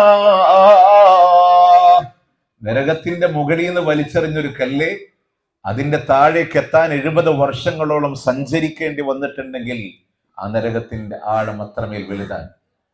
ആ നരകത്തിന്റെ വിശാലത എത്ര എന്നറിയും? മുത്തനബി പറയാം, സൂര്യനും ചന്ദ്രനും കൊണ്ടുവന്ന് നരകത്തിലിട്ടാൽ, എന്താ സൂര്യൻ എന്ന് പറഞ്ഞാൽ നമ്മളുടെ ഭൂമിയില്ലേ, 13.5 ലക്ഷത്തിലധികം ഭൂമി കൊള്ളും ഒരു സൂര്യന്റെ ഉള്ളിൽ. 13.5 ലക്ഷത്തിലധികം ഭൂമി കൊള്ളും ഒരു സൂര്യന്റെ ഉള്ളിൽ. ആ സൂര്യനെയും ചന്ദ്രനെയും കൊണ്ടുവന്ന് നരകത്തിലിട്ടാൽ സൗറാനി മുഖവ്വിറാൻ, ചുറ്റിപ്പൊതിഞ്ഞ 2 കാളകളെ പോലെ മാത്രമേ നിങ്ങൾക്ക് തോന്നൂ എന്ന് അള്ളാന്റെ പ്രവാചകൻ സല്ലല്ലാഹു അലൈഹി വസല്ലം. ഇനി ആ നരകത്തിലേക്ക് എറിയണ മനുഷ്യന്മാരില്ലേ, അവരുടെ രൂപം വികൃതമായ രൂപത്തിലെ അള്ളാഹു നരകത്തിലേക്ക് എറിയുന്ന, അള്ളാഹു നരകത്തിലേക്ക് എറിയുള്ളൂ. കാരണം അവരുടെ പല്ലിന്റെ മോണക്ക ഉഹുദിൻ, ഉഹുദ് പോലെയാണ്. നമ്മുടെ സാധാരണ പോയാൽ ഉഹുദിന്റെ അവിടെ കാണുന്ന ചെറിയ കുന്നിനല്ല പറഞ്ഞേ, 2 കിലോമീറ്റർ ഉയരവും 6 കിലോമീറ്റർ വീതിയുമുള്ള ഉഹുദിന്റെ ജബലെടുക്ക് പോലെയാണ് അവരുടെ പല്ലിന്റെ മോണ എന്നുള്ളത്. അവരുടെ 2 ഷോൾഡറുകളുടെ ദൂരം മസീറത്ത് 3 അയ്യാം, 3 ദിവസത്തെ സഞ്ചാര ദൂരമാണ് 2 ഷോൾഡറുകൾക്കിടയിലുള്ള ദൂരം. എന്നാൽ ഇരിക്കാൻ കൊടുക്കുന്ന സ്ഥലം ബൈന മക്ക വൽ മദീന, മക്കയുടെ മദീനയുടെ ഇടയിലുള്ള സ്ഥലമാണ്. അവരുടെ തൊലിയുടെ കനവെന്ന് പറയുന്നത് 42 മുഴമാണ്. എന്തുകൊണ്ടാണ് പഞ്ചേന്ദ്രിയങ്ങളിൽ മനുഷ്യൻ ഏറ്റവും കൂടുതൽ വേദന അറിയുന്നത് അവന്റെ ഏറ്റവും വലിയ അവയവമായ ത്വക്ക് മുഖാന്തരമാണെങ്കിൽ, കുല്ലമാ നദിജത് ജുലൂദുഹും ഫബദ്ദൽനാഹും ജുലൂദാ, അവരുടെ തൊലികൾ ഇങ്ങനെ പഴുത്ത് പാകമാകുമ്പോ അല്ലാഹു തൊലികളെ മാറ്റി മാറ്റി കൊടുക്കുകയാണ്. അത്തരം വിരൂപികളായ ആളുകളെ കൊണ്ടുവന്ന് നരകത്തിലിടുമ്പോ അവസാനത്തെ മനുഷ്യനെയും നരകത്തിലേക്ക് വലിച്ചെറിയുമ്പോ ആ നരകത്തിനൊരു ചോദ്യമുണ്ട്. വഹൽ മിൻ മസീദ്, ഇനിയുമുണ്ടോ അല്ലാ, ഇനിയുമുണ്ടോ അല്ലാ. നരകം നിറയില്ല, നരകം നിറയില്ല. ആ നരകത്തിന് വ്യത്യസ്തമായ തട്ടുകളുണ്ട്. ശിക്ഷയുടെ ഗാംഭീര്യത്തിനനുസരിച്ച് അതിന്റെ കമാനങ്ങൾക്ക് വ്യത്യാസമുണ്ട്. പ്രിയമുള്ളവരെ, ഒരു കാരണവശാലും ഒരു നിമിഷം പോലും ആ നരകത്തിൽ കടക്കൂല എന്ന് തീരുമാനമെടുക്കാൻ. കാരണം നമ്മൾ വിചാരിക്കണ പോലെ അല്ല. അതിന്റെ ഏറ്റവും നിസ്സാരം മുത്തുനബി പറഞ്ഞു, ഇന്ന അഹ്വനു അഹ്ലിന്നാരി അദാബ, നരകത്തിന്റെ ആളുകളുടെ ശിക്ഷകളില് ഏറ്റവും നിസ്സാരമായ ശിക്ഷ കാലിന്റെ താഴെ ഒരു തീക്കനൽ വെക്കുമ്പോഴേക്ക് ഫതുഅലി ദിമാഅ, അവന്റെ തലച്ചോറ് ഇങ്ങനെ തളച്ചു മറിയുന്നതാണ്. അവന്റെ തലച്ചോറ് തളച്ചു മറിയുന്നത്. നിങ്ങൾ ആലോചിച്ച് നോക്കേ, അവിടേക്ക് പോവില്ല എന്ന് തീരുമാനം നമ്മൾ മാത്രമല്ല കേട്ടോ, നമ്മുടെ മക്കൾ ഉണ്ടാവില്ല എന്ന് തീരുമാനിക്കാൻ അള്ളാന്റെ ഖുർആൻ നമ്മളോടൊരു താക്കീ നൽകുന്നുണ്ട്, മുന്നറിയിപ്പ് നൽകുന്നുണ്ട്. യാ അയ്യുഹല്ലദീന ആമനൂ ഖൂ അൻഫുസകും വഅഹ്ലീകും നാറാ.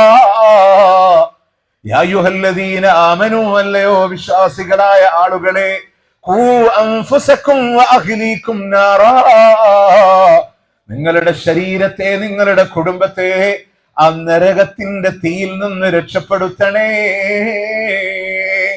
നിങ്ങളുടെ ശരീരം, നിങ്ങളുടെ അഹ്ലുകാരെ, കുടുംബത്തിനെ. ചിന്തിക്കാൻ പറ്റുമോ? നമുക്ക് ചിന്തിക്കാൻ പറ്റുമോ? നമ്മളുടെ മുമ്പില് നമ്മളുടെ മക്കളെ വലിച്ച് അഗ്നികുണ്ടാരത്തിലേക്ക് വലിച്ചെറിയുമ്പോ കണ്ടു നിൽക്കാൻ നമ്മളെ കൊണ്ട് പറ്റുമോ? നമ്മളുടെ പ്രിയപ്പെട്ടവളെ വലിച്ചെറിയുമ്പോ, നമ്മളുടെ പ്രിയപ്പെട്ട കുടുംബത്തിന് എറിയപ്പെടുമ്പോ, പക്ഷെ പരാജിതനാണെങ്കിൽ ഉണ്ടല്ലോ, കരഞ്ഞിട്ട് പറയും, എന്റെ മക്കളെ നരകത്തിലിട്ടാലും വേണ്ടില്ല റബ്ബേ, എന്നെ രക്ഷപ്പെടുത്തോ. അത്ര നമ്മളൊക്കെ വിചാരിക്കും അങ്ങനൊന്നും പറയുമെന്ന്. ചിന്തിക്കണുണ്ടോ നിങ്ങള്? കഴിഞ്ഞ വർഷം വയനാടിന്റെ മുണ്ടക്കയിലും ചൂരൽമലയിലും ഉരുൾപൊട്ടലുണ്ടായില്ലേ? അതിലൊരു മനുഷ്യന്റെ ഹൃദ്യമായ ഒരു കുറിപ്പുണ്ട്. അതിൽ നമുക്ക് ചിന്തിക്കാൻ പറ്റും, പറയൂല്ലേ എന്ന്. മരണം മുന്നിൽ കണ്ടപ്പോ പോലും മനസ്സ് മാറി. അദ്ദേഹം പറയാം, മണ്ണിന്റെ മണം ഇങ്ങനെ, ചളിയുടെ മണം ഇങ്ങനെ അടിച്ചു വന്നപ്പോ, വെള്ളം വരാൻ തുടങ്ങിയപ്പോ എന്റെ കയ്യിലുള്ള കുഞ്ഞിനെയും കൊണ്ട് ഞാൻ ഓടി. തൊട്ടപ്പുറത്ത് എൻ്റെ ഉപ്പയും ഉമ്മയും ഉണ്ടായിരുന്നു. അവരെ വിളിക്കാൻ പോലും ഞാൻ കാത്തുന്നില്ല, ഓടിയും. ഇന്നും അവരുടെ ബോഡി കിട്ടിയിട്ടില്ല. പ്രിയമുള്ളവരെ, നമ്മളുടെ നോർമൽ അവസ്ഥയിൽ നമ്മൾ ചെയ്യോ? മരണം മുന്നിൽ കാണുമ്പോ പോലും മനുഷ്യൻ എങ്ങനെ പേടിക്കുന്നുണ്ടെങ്കിൽ, ആ അഗ്നികുണ്ടാരത്തിൽ നിന്ന് രക്ഷപ്പെടാൻ ലോകത്തിലെ മുഴുവൻ ആളുകളെ തന്നാലും എന്നെ രക്ഷപ്പെടുത്തുമെന്ന് മനുഷ്യൻ കരഞ്ഞു പറയുന്ന ഒരു നാളുണ്ട്. നമ്മുടെ മക്കളെ, നമ്മളുടെ കുടുംബത്തെ. അള്ളാന്റെ ഖുർആൻ പറഞ്ഞ അടുത്ത വാക്ക് പൊള്ളും നമ്മളുടെ മനസ്സ്. മനുഷ്യന്റെ കൂടെ കല്ലിനെ കത്തിക്കുന്ന നരകം എന്ന് പറഞ്ഞേ. കല്ല് കത്തുവോ? കല്ല് കത്തുവോ ദുനിയാവില്? നമ്മുടെ വീട്ടില് അടുപ്പുണ്ടാക്കുമ്പോ പാത്രം വെക്കാൻ വേണ്ടി പണ്ട് കാലത്തൊക്കെ കല്ല് നമ്മൾ വെക്കുമായിരുന്നു. ഇപ്പൊ നമ്മള് പുതിയ ടെക്നോളജിക്കൊക്കെ നമ്മൾ മാറിയിട്ടുണ്ട്. 3 കല്ല് വെക്കും. എന്തിനാണ്? ഈ കല്ല് കത്തൂല്ല, അതുകൊണ്ടാണ്. കല്ല് കത്താത്തോണ്ടാണ്. പക്ഷേ നരകത്തിൽ കല്ല് കത്തും. ഒരു 100 ഡിഗ്രി സെൽഷ്യസിന്റെ ചൂട് മതി പാത്രത്തിലെ വെള്ളം തിളക്കാൻ. 300 ഡിഗ്രി സെൽഷ്യസ് മതി സ്വർണമോ ഇരുമ്പോ ഉരുക്കോ ഈയമോ ഉരുകിപ്പോകാൻ. ഒരു 3000 ഡിഗ്രി ചൂട് വന്നാൽ, 5000 ഡിഗ്രി ചൂട് വന്നാൽ ലോകത്തെ മുഴുവൻ വസ്തുക്കളും ഉരുകിയില്ലാതായി പോകും. പക്ഷെ അവിടെ അവശേഷിക്കുന്ന ഒരു വസ്തുവുണ്ട്, കല്ല് മാത്രാണ്. കല്ല് മാത്രാണ്. കല്ല് കത്തണമെങ്കിൽ 1.5 ലക്ഷം ഡിഗ്രി സെൽഷ്യസ് ചൂട് വേണമെന്ന് പറയപ്പെടുന്നത് അല്ലാഹു ആലം. 1.5 ലക്ഷം ഡിഗ്രി. കയ്യിലുള്ള ഇരുമ്പ് വെള്ളമാക്കി എടുക്കാൻ 300 ഡിഗ്രി സെൽഷ്യസ് മതിയെങ്കിൽ, കല്ല് കത്താൻ 1.5 ലക്ഷം ഡിഗ്രി സെൽഷ്യസ് ചൂട് വേണമെങ്കിൽ ആ കല്ല് നരകത്തിൽ കത്തുമെന്ന് പറഞ്ഞാൽ നരകം ചിന്തിക്കുന്നതിനും അപ്പുറത്താണ്. അതുകൊണ്ട് തന്നെ അതിലേക്ക് എരിക്കപ്പെടുന്ന ഒരു സാഹചര്യം. അതിൽ മരിക്കണുണ്ടോ?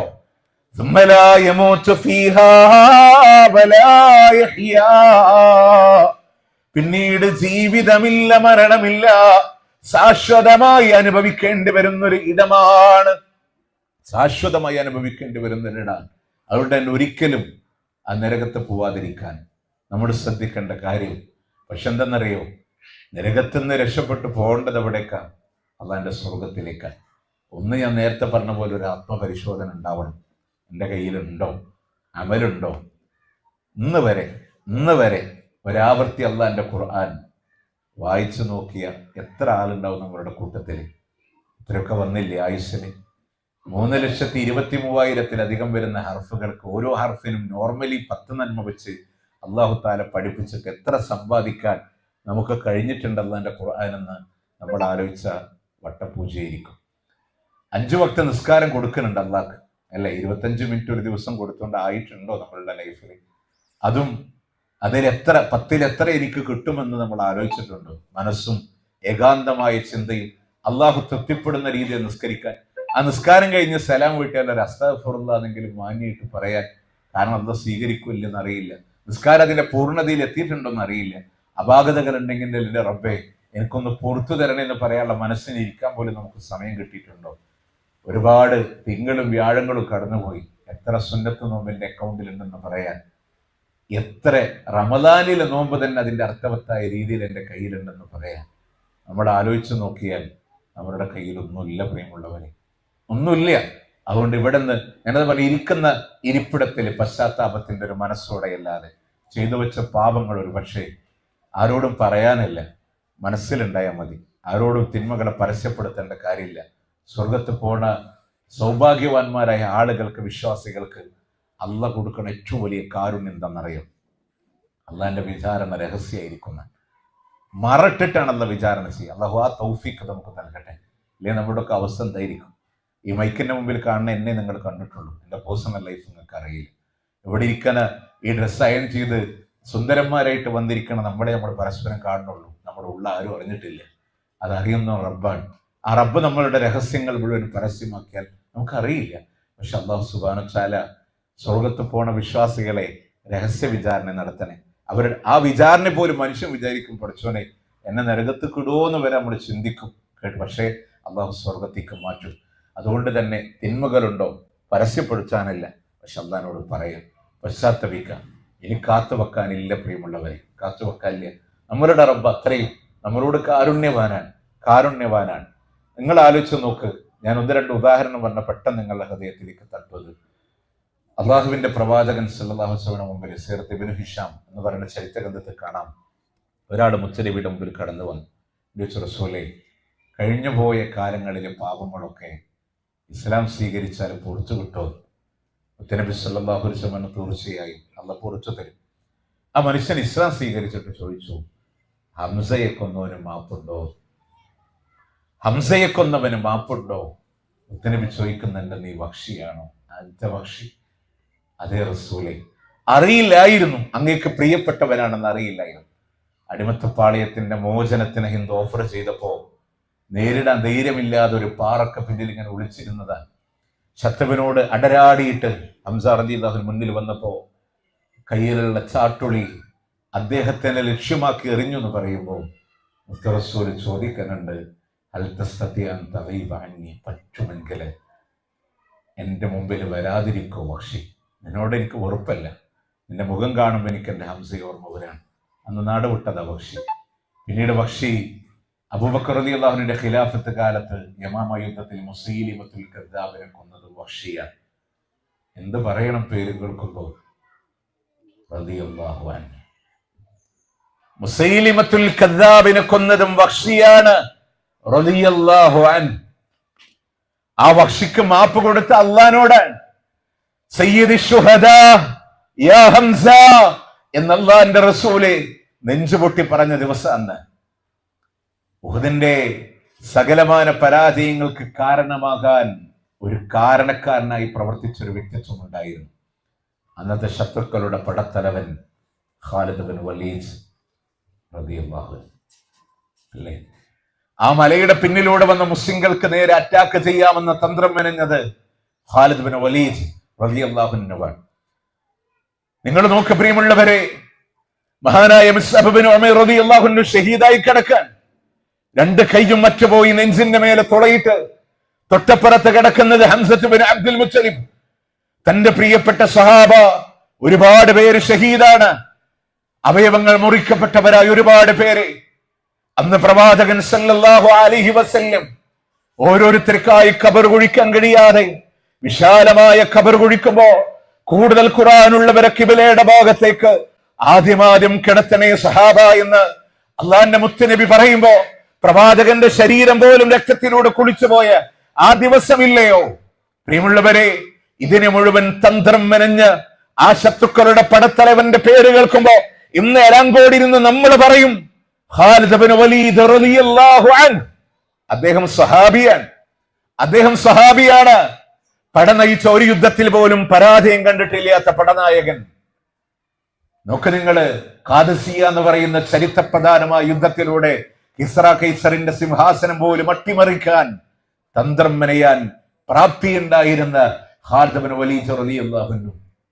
അവർക്ക് പുറത്തു കൊടുത്ത അല്ലാഹുവോട് നമുക്കും പറയാനുള്ളേ, വഹ്ഷിയോട് അങ്ങ് ഹംസ റളിയല്ലാഹു അൻഹുവിനെ കൊല്ലാൻ പ്രചോദനം കൊടുത്ത, ഓർഡർ കൊടുത്ത എന്തിന്റെ പേര് കേൾക്കുമ്പോ പറയണം റളിയല്ലാഹു അൻഹ. സഹാബത്തിന്റെ കാറ്റഗറി പഠിക്കുമ്പോ മക്കം ഫതഹിന് ഇസ്ലാമിലേക്ക് കടന്നു വന്ന ആ ദറജയിൽ നമുക്ക് കാണാം ഹിന്ദ് റളിയല്ലാഹു അൻഹ. എന്താ അവരുടെ പ്രത്യേകത എന്നറിയോ? അവരാ തിന്മ ഒഴിവാക്കി ഇസ്ലാമിലേക്ക് പശ്ചാത്തപിച്ച് വന്നപ്പോ പിന്നെ അവരുടെ ജീവിതം പളുങ്ക് പോലത്തെ ജീവിതം. അവർ നല്ലതുപോലെ ജീവിച്ചു വരാൻ. അതുകൊണ്ട് തന്നെ നമ്മൾ ആലോചിക്കേണ്ടത് നമ്മളുടെ റബ്ബ് കാരുണ്യവാനാണ്. അള്ളാഹിനോട് പറഞ്ഞ് നന്നായി ഇനിയുള്ള ജീവിതത്തിൽ നരകത്തിലേക്ക് എത്താനുള്ള ഒരു പ്രവർത്തനങ്ങളും എൻ്റെ ഭാഗത്ത് നിന്നുണ്ടാവില്ല എന്നുള്ളൊരു തീരുമാനമെടുക്കാൻ. പ്രിയമുള്ളവരെ, ആ സ്വർഗത്തേക്ക് കടന്നു പോകണമെങ്കിൽ ഞാൻ എന്നോട് സൂചിപ്പിക്കപ്പെട്ട വിഷയങ്ങളെ ഒന്ന് ഓടിച്ചു പോയി എന്ന് മാത്രമേ ഉള്ളൂ. നമ്മളൊന്ന് മനസ്സിലാക്കേണ്ടത്, ആ സ്വർഗത്തിലേക്ക് എത്തിപ്പെടണമെങ്കിൽ ചില ആളുകളെ പറ്റി അള്ളാഹ് പറഞ്ഞു അങ്ങോട്ട് കയറ്റില്ല എന്ന് പറഞ്ഞു. പൂർണ്ണമായും നിഷിദ്ധമാണ് എന്ന് അള്ളാഹു ചില ആളുകളെ പറ്റി പറഞ്ഞു. ഖുർആനിൽ ഒരേ ഒരു വിഷയമാണ് നേർക്ക് നേരെ അള്ളാഹു തആല സ്വർഗമേ കിട്ടൂല എന്ന് പറഞ്ഞത്. അത് ശിർക്ക് ചെയ്തവരെ പറ്റിയിട്ടാണ്. ഖുർആൻ 5 അധ്യായം സൂറത്ത് മാഇദ 72-ാമത്തെ ആയത്താൽ ഇന്നഹു മൻ യുശ്രിക് ബില്ലാഹ് ഫഖദ് ഹറമല്ലാഹു അലൈഹിൽ ജന്ന. ആര് അല്ലാഹുവിനോട് പങ്കു ചേർത്ത് പോയോ അവർക്ക് അല്ലാഹു സ്വർഗമെന്നുള്ളത് ഹറാമാക്കിയിട്ടുണ്ട്. സ്വർഗം അല്ലാഹ് ഹറാമാക്കിനാൻ ഒരു കാലത്തിന് അവർക്ക് സ്വർഗമില്ല. മാത്രമല്ല അവരുടെ സങ്കേതം കത്തിയാളുന്ന നരകമാണെന്ന് പോലും അള്ളാഹു അവിടെ ചേർത്ത് വെച്ചു. ശിർക്ക് ജീവിതത്തിലൂടെ കടന്നു വന്നാൽ നേർക്ക് നേരെ ഖുർആൻ സ്വർഗത്തിൽ ഒരിക്കലും പോകില്ല എന്ന് പറഞ്ഞത് അവരാണ്. നമ്മളൊക്കെ സമാധാനിക്കുന്ന അറിയോ, ഞങ്ങളുടെ ലൈഫിൽ അൽഹംദുലില്ലാഹ് ഞങ്ങൾ ശിർക്കൊന്നുമില്ല. പക്ഷെ നമുക്ക് വിശ്രമിക്കാൻ സമയമില്ല. പേടിക്കേണ്ടതിന് പേടിക്കുന്ന വേണം. ഉറുമ്പ് അരിച്ചു വരുന്നതിനേക്കാൾ ലാഘവത്തോടെ ശിർക്ക് നമ്മളിലൂടെ കടന്നു വരും. നേരത്തെ ഞാൻ മക്കളുടെ കാര്യം പറഞ്ഞില്ലേ, ആ മക്കളും ഇതേപോലെ നിങ്ങൾ വിചാരിക്കാനുണ്ടോ ബാപ്പാന്റെ തൗഹീദിൽ തന്നെ മക്കളുണ്ടാവും എന്ന് നിങ്ങൾ വിചാരിക്കാനുണ്ടോ? നമുക്കൊക്കെ ഒരു പ്രശ്നമുണ്ട്. ജന്മന മുജാഹിദയിലായിരിക്കും നമ്മുടെ മക്കൾ, സലഫികൾ. ഞങ്ങൾ ആലപ്പുഴ ബി.എഡ് പഠിക്കുന്ന സമയത്ത് അവിടെ പള്ളിയുടെ മുമ്പിൽ ടെക്സ്റ്റൈൽസ് നടത്തുന്ന ഒരു ഇക്കണ്ട്. അദ്ദേഹം തന്നെയാണ് പള്ളിയുടെ ആളും, പള്ളിയുടെ സെക്രട്ടറി പ്രസിഡന്റ് എന്ന അദ്ദേഹമാണ്. ഞാൻ അന്ന് അവിടെ ആ പള്ളിയിൽ ഖുത്ബ നടത്തുന്നുണ്ട് ആ ഒരു വർഷക്കാലം ബി.എഡ് പഠിക്കുന്ന സമയത്ത്. അപ്പോൾ അദ്ദേഹത്തിൻ്റെ മകൻ എൻ്റെ അടുത്ത് വന്നിട്ട് പറഞ്ഞു, നല്ലൊരു അടിപൊളി അറബി സോങ് ഉണ്ട്, നിങ്ങൾക്ക് പറ്റും. ഞാൻ ഓൾറെഡി പാടുന്ന കൂട്ടത്തിൽ ആ സമയത്തായതുകൊണ്ട് നിങ്ങൾക്ക് കോളേജിലേക്ക് പറ്റും, അടിപൊളി അറബി സോങ് ആണെന്ന് പറഞ്ഞു. അപ്പോൾ ഞാൻ നോക്കുമ്പോൾ അത് ഷറഫുലന മൗലിദിലെ അഷ്റഖ ബൈച്ചാണ്. അപ്പോൾ അവരെ പറഞ്ഞിട്ട് കാര്യമില്ല, അവർ ജന്മലാൽ എന്താണ് മുജാഹിദാണ്. അവർ ഈ വക സംഭവം ഒന്നും കണ്ടിട്ടുമില്ല, കേട്ടിട്ടുമില്ല, അറിഞ്ഞിട്ടുമില്ല. നമ്മളുടെ മക്കളെ നമ്മളാണെങ്കിലോ ഒരു ഇൽമിന്റെ സദസ്സിക്ക് നമ്മൾ കൈപിടിക്കൂല. ഒക്കെ അവരുടെ വഴിക്ക് നമ്മൾ എന്ത് ചെയ്യും, വിട്ടുകൊടുക്കണേ. ഒരു പല അപകടങ്ങളും നമുക്ക് ഇതിന്റെ പേരിൽ വരാനുണ്ട്. പ്രിയമുള്ളവരെ, വരാനുണ്ട്. ഇപ്പം നമ്മളൊക്കെ വിചാരിക്കുന്ന വെച്ചാൽ മക്കളെ കയറൂരി നമ്മൾ വിട്ടുകൊടുക്കും. ഇപ്പോൾ സ്കൂൾ കലോത്സവങ്ങളൊക്കെ നടക്കുന്ന സമയം മാപ്പിള കലകൾക്കൊന്നും മക്കൾ കുഴപ്പമില്ല എന്ന് നമ്മൾ പറയും. ഈ മാപ്പിള കലകളുടെ ഒപ്പനൊക്കെ നമ്മൾ ഉദ്ദേശിക്കണേ. ഏത് പ്രായത്തിലുള്ള മക്കളാണ് കളിക്കണം എന്നുള്ളത്. അത് ചെറിയ മോളല്ലേ, 6ലും 7ലും പഠിക്കണ മോളല്ലേ എന്നൊക്കെ നമ്മൾ പറയും. 6ലും 7ലൊക്കെ പഠിക്കണ മക്കൾ പറഞ്ഞാൽ 12, 13, 14 വയസ്സുള്ള മക്കളാണ്. ഇനി മാപ്പിള കല എന്ന് പറഞ്ഞിട്ട് ഒന്നല്ല, ഇന്നത്തെ സിനിമാറ്റിക് ഒപ്പനയാണ് ഇന്നത്തെ ഫാഷൻ എന്ന് പറയണത്. ഞാനൊരു സർക്കാർ സ്ഥാപനത്തിൽ വർക്ക് ചെയ്യണമെന്ന് നിങ്ങളോട് പറയാം. നമ്മളെ ലീവിനൊക്കെ നാട്ടിൽ വരുമ്പോൾ ഖുർആൻ ക്ലാസ്സിന് വരുന്ന ഒരു ഇക്കാൻ്റെ മോൻ അവിടെ പഠിക്കുന്ന സ്കൂളിൽ അവനൊരു ദിവസം അവധി എടുത്തപ്പോൾ അവൻ്റെ കൂട്ടുകാരൊക്കെ പറഞ്ഞു, എന്നെ നബിദിനത്തിന് ദഫ് പ്രാക്ടീസ് ചെയ്യുന്നത്, അതിന് പോയേക്കാണോ എന്ന് പറഞ്ഞു. അപ്പോൾ അത് ഞാൻ അറിഞ്ഞത് അവനക്ക് വലിയ ക്ഷീണം ചെയ്തു, കാരണം അവൻ്റെ വാപ്പ അറിയുമല്ലോ. അപ്പോൾ അവൻ എൻ്റെ അടുത്ത് രാവിലെ വന്ന പാടെ ഞാൻ എൻ്റെ വണ്ടി വരണത് ഇങ്ങനെ കാത്തിക്കാം. എൻ്റെ അടുത്ത് വന്നിട്ട് പറഞ്ഞു, നിങ്ങൾ വാപ്പാനെ വിളിച്ച് പറയരുത്, ഞാൻ ഇനി പോവില്ല, അവസാനിപ്പിച്ചു. കാരണം നബിദിനമൊക്കെ കഴിഞ്ഞു. അത് ഉമ്മ പറഞ്ഞപ്പോൾ ഞാൻ പോയതാണ്, ഇനി ഞാൻ പോവില്ല എന്നൊക്കെ പറഞ്ഞു. വാപ്പാനെ വിളിച്ച് പറയരുത്, വാപ്പ പറഞ്ഞ പ്രശ്നമാവും. നമ്മൾ ആലോചിച്ചൊക്കെ നമ്മൾ വിചാരിക്കണം എന്താ പറയുക, ഞാൻ തൗഹീദിലുണ്ട്, നമ്മുടെ ഒരു സൈഡിൽ കൂടെ നമ്മുടെ മക്കളെ പോകും. ഈ വക ഷോകൾക്കൊക്കെ മക്കളെ വിട്ടുകൊടുത്തു കഴിഞ്ഞാൽ അതിന്റെ രസം അവരുടെ മേലെ കടന്നു വരും. പിന്നെ ഒരു സുപ്രഭാതത്തിൽ നാളെ ഖുർആൻ ക്ലാസ്സിലേക്ക് വന്നു പറഞ്ഞാൽ മക്കൾ പറയും എനിക്ക് അതിന് സമയമില്ല എന്ന് പറയും. അപ്പൊ അതുകൊണ്ട് ആദ്യമേ അവർക്ക് കൊടുക്കേണ്ട രുചികളെ ആ അർത്ഥത്തിൽ തന്നെ നമ്മൾ കൊടുക്കണം. തൗഹീദിന്റെ വിഷയം ഞാൻ പ്രത്യേകം എടുത്തു പറയാനുള്ള കാരണം എന്തെന്നറിയാം. തൗഹീദിന്റെ വിഷയത്തിൽ നമ്മൾ വിചാരിക്കും ഞാൻ ഓക്കെ ആണല്ലോ നമ്മൾ കരുതും. അതിൽ ഡേഞ്ചർ ഭാഗം അല്ലാന്റെ ഹബീബ് ഒന്ന് പറഞ്ഞു നമ്മളിലേക്കൊക്കെ സൂക്ഷിക്കേണ്ട ഒന്നാണ്. മുത്തുനബി പറയാൻ വലിയ ഷിർക്ക് ചെറിയ ഷിർക്ക് വരുന്നത് പോലും നമ്മൾ എന്ത് ചെയ്യണം, സൂക്ഷിക്കണം. ഏറ്റവും ചെറിയതായ ഷിർക്കിനെ നിങ്ങൾ സൂക്ഷിക്കണേ. ഏതാണ് നബിയെ ഏറ്റവും ചെറിയതായ ഷിർക്ക് എന്ന് ചോദിക്കുമ്പോ അവിടെ നിന്ന് പറഞ്ഞു കൊടുത്തു അറിയാ ലോകമാന്യതയാണ്, മറ്റുള്ള ആളുകൾ കാണണമെന്ന് വിചാരിച്ചുകൊണ്ട് ചെയ്യുന്ന പ്രവർത്തനങ്ങളാണ് എന്ന് പറഞ്ഞ എന്തെന്ന് മനസ്സിലായോ? പേലാങ്കോടുന്ന ഒരു 3 ആൾക്കാർ എറണാകുളത്തൊക്കെ യാത്ര പോവാം. ഒന്ന് പോണ വഴിക്ക് നിസ്കാരം അടിയാനായ ഒരുത്തനുണ്ട്, നിസ്കരിക്കാൻ താല്പര്യമുള്ള 2 ആളുണ്ട്. 3 ആളാണ് യാത്ര പോകുന്നത്. ഇവിടുന്ന് യാത്ര പുറപ്പെട്ട് ഏകദേശം ളുഹറിന്റെ സമയത്ത് കോഴിക്കോട് എത്തിയപ്പോൾ നിസ്കരിക്കാൻ താല്പര്യമുള്ളവർ നമുക്ക് ഇവിടെ ജമ്മം കസൂറായി നിസ്കരിച്ചിട്ട് ഇവിടുന്ന് യാത്ര എന്ത് ചെയ്യാം, കണ്ടിന്യൂ ചെയ്യാം. ആ നിസ്കാരം മടിയനും കൂടെ കൂടി. കാരണം എന്താ, ഞാൻ മാത്രം നിസ്കരിച്ചില്ലെങ്കിൽ അവരെന്താ വിചാരിക്കുക, അള്ളാഹു അക്ബർ എന്ന് പറഞ്ഞ് കൈകെട്ടി മുഴുവൻ പ്രാർത്ഥനകളും അള്ളഹാനോട് തന്നെ ആയിരുന്നു. സലാം വീട്ടണവരൊക്കെ ഭംഗിയായിട്ട് പ്രവാചക ചെയ്ത് സുജൂദും അള്ളാന്റെ മുമ്പ് തന്നെയാണ്. പക്ഷെ നിങ്ങൾക്കറിയോ, നിസ്കാരം എന്ന അള്ളാഹ്ക്ക് കൊടുക്കേണ്ട ഇബാദത്ത് കൂടെ വന്ന 2 ആളുകൾ കാണണമെന്ന ലക്ഷ്യത്തിന് വേണ്ടി ചെയ്തപ്പോ ഇസ്ലാം ഒന്ന് പുറത്തു പോവില്ലെങ്കിലും നരകം ഉറപ്പായി ലഭിക്കുന്ന തിന്മയാണ് ആ മനുഷ്യൻ ചെയ്തത്. അരിയാ ലോകമാന്യത. യുദ്ധത്തിന്റെ രണഭൂമിയിൽ ഷഹീദായി മുസ്ലിംകളുടെ ഭാഗത്തുനിന്ന് പോരാടി ശത്രുക്കൾക്കെതിരെ പോരാടി.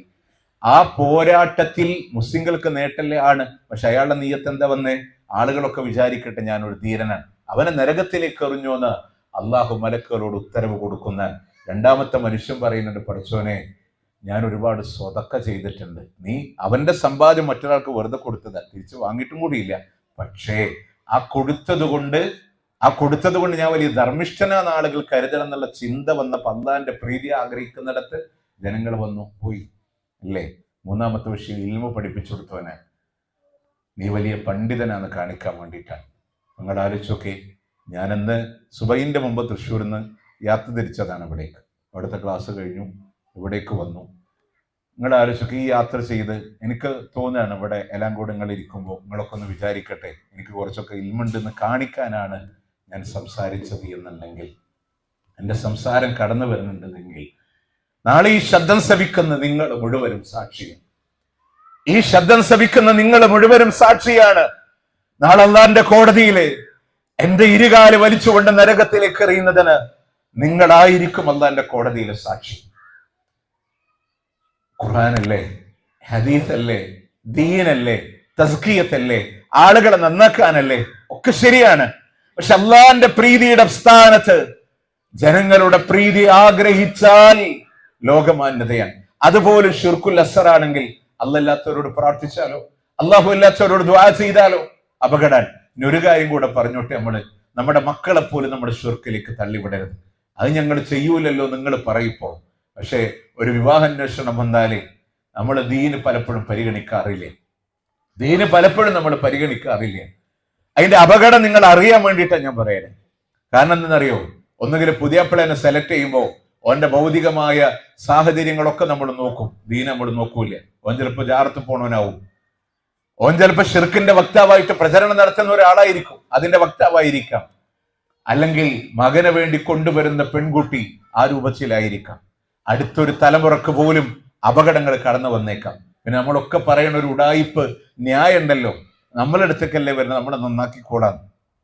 വിവാഹത്തിന്റെ വിഷയത്തിൽ ആ കോംപ്രമൈസ് ഇസ്ലാം വെച്ചിട്ടില്ല എന്നുള്ളത് നിങ്ങൾ മനസ്സിലാക്കാൻ ഒരൊറ്റ എക്സാമ്പിൾ മതി നിങ്ങൾക്കത് ബോധ്യപ്പെടാൻ. അലി ഇബ്നു അബീ ത്വാലിബ് റളിയല്ലാഹു അൻഹു കൊന്നതാരെന്നറിയോ, വെട്ടിയതാരെന്നറിയോ? അബ്ദുറഹ്മാൻ ഇബ്നു മുൽജിം എന്ന് പറയുന്ന ഖവാരിജിയത്തിന്റെ പഴച്ച വിശ്വാസം തലയിൽ പേറിയൊരു മനുഷ്യനാണ്. ആരാ അബ്ദുറഹ്മാൻ ഇബ്നു മുൽജിം? അറിവില്ലാത്ത ആളാണോ? ഖുർആനിലും ഹദീസിലും പാണ്ഡിത്യമുള്ള ആളാണ് അബ്ദുറഹ്മാൻ ഇബ്നു മുൽജിം.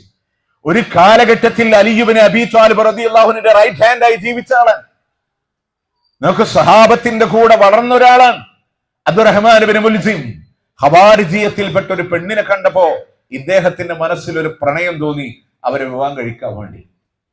അന്ന് കൂടെ ഉണ്ടായിരുന്നവരൊക്കെ എതിർത്തു. അവർ പഴച്ച കക്ഷിയാണ്. ഇദ്ദേഹം പറഞ്ഞു, ഞാൻ അവളെ നന്നാക്കിക്കോളാം, എവിടെയെങ്കിലുമൊക്കെ മനസ്സിൽ തട്ടിട്ടുണ്ടെങ്കിൽ അങ്ങ് മാറ്റി വെച്ചേക്ക്, ഞാൻ അവളെ നന്നാക്കിക്കോളാം. അവസാനം എന്തുണ്ടായി? അവള് നന്നായില്ല എന്ന് മാത്രമല്ല, ഇദ്ദേഹം അവരുടെ കൂട്ടത്തിൽ ചേർന്നു. അലി റളിയല്ലാഹുവിന്റെ ദിനചര്യകൾ അറിയുന്ന അദ്ദേഹം നാട്ടുകാരെ വിളിച്ചുണർത്തി പള്ളിയിലേക്ക് വരുന്ന അദ്ദേഹത്തെ വാതിൽക്കൽ കാത്തുനിന്ന് തല ലക്ഷ്യമാക്കി വെട്ടുമ്പോ പറഞ്ഞു, അലി, ഇത് അല്ലാഹ്ക്ക് വേണ്ടിയിട്ടാണ്, ഇത് അല്ലാഹ്ക്ക് വേണ്ടിയിട്ടാണ്. നിങ്ങൾ ആലോചിച്ച് നോക്കി, നമ്മൾ അതുകൊണ്ട് നന്നാക്കാന്നും കരുതിയിട്ട് നമ്മൾ മാറ്റിപ്പിടിച്ചോട്ടെ. അതുകൊണ്ട് തൗഹീദിന് കളങ്കം വരുത്തുന്ന ഒരു അവസ്ഥകളും ഉണ്ടാവരുത്. പിന്നെ നമ്മൾ പറയും, എപ്പോഴെപ്പോഴും തൗഹീദ് തന്നെ പറയുന്നത് എന്തിനാണെന്നറിയോ? നമ്മളുടെ ഈമാൻ ഉറപ്പിക്കാൻ വേണ്ടി തന്നെയാണ്. പ്രവാചകന്മാരൊക്കെ തൗഹീദ് പറഞ്ഞു. ഇപ്പോ വിസ്ഡം ഇസ്ലാമിക് ഓർഗനൈസേഷന്റെ ബാനറിലെ ഈ വിജ്ഞാനവേദി മാസം വേണം, എല്ലാ മാസവും തൗഹീദ് പറയും, എല്ലാ മാസവും അധാർമികതക്കെതിരെ പറയും, എല്ലാ മാസവും റിസാലത്ത് പറയും, എല്ലാ മാസത്തിലും ആഖിറത്ത് പറയും. എന്തുകൊണ്ടെന്നറിയോ? അത് മുത്തനബി സല്ലല്ലാഹു അലൈഹി വസല്ലമയുടെ പ്രബോധന മാർഗമായതുകൊണ്ടാണ്. അതിന് വിശ്രമില്ല പ്രിയമുള്ളവരെ, വിശ്രമില്ല. അതിനർത്ഥം ബാക്കിയുള്ളത് പറയില്ല എന്നല്ല, എല്ലാം പറയും. പ്രഥമമായി ലാ ഇലാഹ ഇല്ലല്ലാഹ് പറയും. അള്ളാഹിന്റെ പ്രവാചകൻ സല്ലല്ലാഹു അലൈഹി വസല്ലമയുടെ മുമ്പ് കടന്നു വന്ന സകലമാന പ്രവാചകന്മാരും ലാ ഇലാഹ ഇല്ലല്ലാഹ് പറഞ്ഞവരാണ്. പ്രവാചകന്റെ പ്രബോധനത്തിന്റെ തുടക്കം ലാ ഇലാഹ ഇല്ലല്ലാഹ്. മക്കയിൽ അവതീർണമായ സൂറത്തുകളിൽ പ്രധാനമായും ലാ ഇലാഹ ഇല്ലല്ലാഹ്. മദീനയിൽ ശരീഅത്തിന്റെ നിയമങ്ങൾ അവതരിപ്പിക്കുമ്പോഴും അതിന്റെ ഇടയിലൂടെ കടന്നു വന്നു ലാ ഇലാഹ ഇല്ലല്ലാഹ്. പ്രവാചകന്റെ വേർപാടിന്റെ തൊട്ട് മുമ്പ് ഖുത്ബത്തുൽ വിദായിലെ വിടവാങ്ങൽ പ്രഭാഷണത്തിലും വന്നു ലാ ഇലാഹ ഇല്ലല്ലാഹ്. മസ്ജിദുൻ നബവിയിൽ അവസാനമായി സഹാബത്തിന് വേണ്ടി ക്ലാസ് എടുക്കുമ്പോഴും ആദ്യമായി പറഞ്ഞു തൗഹീദ് തന്നെയാണ്. ലോകത്തോട് വിട പറയുന്നതിന് മുമ്പ് തന്റെ പ്രവാചകന്റെ ചുണ്ടുകൾ എങ്ങനെ ചലിക്കുമ്പോഴും ആ പ്രാർത്ഥനയിലും വന്നു ലാ ഇലാഹ ഇല്ലല്ലാഹ്. അതില്ലാത്തൊരു ജീവിതം മുത്തുനബിക്ക് അവസാനം വരെ ഉണ്ടായിട്ടില്ല. തൗഹീദ് വാർത്തെടുത്ത് ഇസ്ലാം പൂർത്തീകരിച്ച ഉമ്മത്തല്ലേ എന്നല്ല, ഇപ്പോഴും നമ്മളുടെ ഇബാദത്തിലും പ്രാർത്ഥനകളിലും നിത്യേന ചൊല്ലുന്ന ദിക്റുകളിലും നമ്മളെ അരക്കെട്ടുറപ്പിച്ച് വീണ്ടും വീണ്ടും പറയിപ്പിക്കുന്നു ലാ ഇലാഹ ഇല്ലല്ലാഹ്. എന്തിനാണ്? നമ്മളുടെ തൗഹീദിനെ ഇങ്ങനെ ഉറപ്പിക്കാനാണ്. വിത്തർ നിസ്കരിക്കും, ഇന്നല്ലാഹ വിത്തറുൻ യുഹിബ്ബുൽ വിത്തറ ഫഔതിറു യാ അഹ്ലൽ ഖുർആൻ. അല്ലാഹ് ഒറ്റയെ അവൻ ഇഷ്ടപ്പെടുന്നു. രാത്രി നിസ്കാരം ഒറ്റയെ റക്അത്ത് കൊണ്ട്. അതുകൊണ്ട് നമ്മൾ സൂറത്ത് കാഫിറൂനും സൂറത്ത് ഇഖ്ലാസും ഓതിയിട്ടാണ് വിത്തർ നിസ്കാരം അവസാനിപ്പിക്കുക. അത് കഴിഞ്ഞ് സുബഹിന്റെ മുമ്പുള്ള 2 റക്അത്തിലും സൂറത്ത് കാഫിറൂനും സൂറത്ത് ഇഖ്ലാസാൻ. അത് കഴിഞ്ഞ് മഗ്രിബിന്റെ 2 റക്അത്ത് റവാത്തിബിലും സൂറത്ത് കാഫിറൂനും സൂറത്ത് ഇഖ്ലാസുൻ. തവാഫ് കഴിഞ്ഞ് മഖാം ഇബ്രാഹിമിന്റെ പിന്നിൽ 2 റക്അത്ത് നിസ്കരിക്കുമ്പോഴും സൂറത്ത് കാഫിറൂനും സൂറത്ത് ഇഖ്ലാസാൻ. എന്ത് ഇത് ആവർത്തിക്കാൻ? ലാ ഇലാഹ ഇല്ലല്ലാഹയുടെ സാക്ഷാത്കാരമാണ്. അതുകൊണ്ട് തന്നെ നമ്മളുടെ ജീവിതത്തിൽ അതില്ലാത്ത ദുആഉൽ കർബ്, ലാ ഇലാഹ ഇല്ലല്ലാഹ് ലാ ഇലാഹ ഇല്ലല്ലാഹ് ഇങ്ങനെ റിപ്പീറ്റ് ചെയ്യണം 4 പ്രാവശ്യം. എന്തുകൊണ്ട്? ബുദ്ധിമുട്ട് വരുമ്പോഴാണ് മനുഷ്യന്മാർ പടച്ചവനെ വിട്ട് പടപ്പലിക്ക് തിരിയുക. ആ സമയത്ത് പോലും എൻ്റെ അല്ലാഹ്, എൻ്റെ അല്ലാഹ് എന്ന് പറയാൻ നമ്മളെ കൊണ്ട് കഴിയണം. അതുകൊണ്ട് തൗഹീദിൽ ഒരു കളങ്കം പറ്റിയാലും ഒരു കാലത്തും പിന്നെ സ്വർഗത്ത് പോകാൻ പറ്റൂല, ശാശ്വതമായി നരകത്തിലേക്കായിരിക്കും. ഇനി അള്ളാന്റെ ഖുർആൻ മറ്റൊരു വിഷയം പറയുന്നുണ്ട്. സ്വർഗത്തിന്റെ ഭക്ഷണമാവട്ടെ അതിന്റെ വെള്ളമാവട്ടെ അല്ലാഹു തആല ഹറാമാക്കിയ ആളുകളുണ്ട്. നരകത്തിലെ മാത്രം കഴിക്കാൻ വിധിക്കപ്പെട്ട ആളുകളുണ്ട്. അവര് കാഫിരീങ്ങളാണെന്ന് അല്ലാഹ് പറഞ്ഞു. പക്ഷെ ആ കാഫിരീങ്ങൾക്ക് ഒരു സ്വഭാവം പറഞ്ഞു. ആ സ്വഭാവത്തിനെ ഞാനും നിങ്ങളൊക്കെ പേടിക്കണം. ക്ലാസിന്റെ സമയത്തിന് പരിമിതിയുണ്ട്. സൂറത്ത് അഹ്റാഫിലെ 50-ാമത്തെ ആയത്ത് ഉൾക്കൊള്ളുന്ന ഒരു പേജില്ലേ, സൂറത്ത് അഹ്റാഫിന് അഹ്റാഫി എന്ന പേര് കിട്ടാൻ കാരണമായ ആ പേജ് ഒന്ന് പോയിട്ട് വായിക്കണം. സ്വർഗത്തിന്റെ ആളുകൾ നരകത്തിന്റെ ആളുകളോട്, നരകത്തിന്റെ ആളുകൾ സ്വർഗത്തിന്റെ ആളുകളോട് ഇവരുടെ സംഭാഷണങ്ങൾ കേൾക്കുന്ന മധ്യത്തിലുള്ള അഹ്റാഫിന്റെ ആളുകളുടെ പ്രഖ്യാപനം ആ ഒരൊറ്റ പേജിൽ അല്ലാഹു തആല പറയുന്നുണ്ട്. അതിലെ അല്ലാഹു പ്രത്യേകം പറയാ, വനാദാ അസ്ഹാബുൻ നാരി അസ്ഹാബൽ ജന്ന.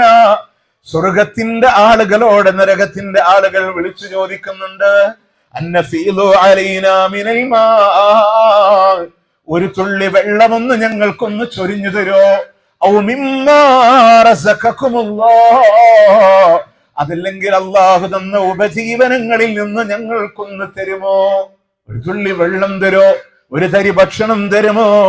ഖാലു, അവര് പറയുന്നുണ്ട്, ഇന്നല്ലാഹ ഹറമഹുമാ അലൽ കാഫിരീൻ, കാഫിരീങ്ങൾക്ക് അല്ലാഹു ഇത് രണ്ടും നിഷിദ്ധമാക്കിയതാണ്. സ്വർഗത്തിന്റെ വെള്ളമില്ല, സ്വർഗത്തിന്റെ ഭക്ഷണമില്ല. ഇവരനുഭവിക്കുന്നത് എന്താ നരകത്തില്?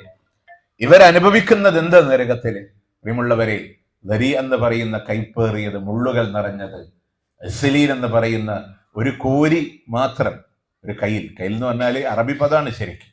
അത് ജസ്റ്റ് ഒന്ന് ദുനിയാവിൽ കുഴിച്ച് ഈ ലോകം മൊത്തം ദുർഗന്ധം വമിക്കുന്ന തീനത്തുൽ ഖബാൽ, ലഹരിയുമായി ബന്ധപ്പെട്ടവരോട് ശരീരം ഇങ്ങനെ കത്തിച്ചു ചാമ്പലാക്കുമ്പോൾ അതിൽ നിന്ന് വാർന്നൊലിക്കുന്ന ദുർഗന്ധം വമിക്കുന്ന ചലാണ്. അതുപോലെ തന്നെ സക്കൂം എന്ന ഭക്ഷണം.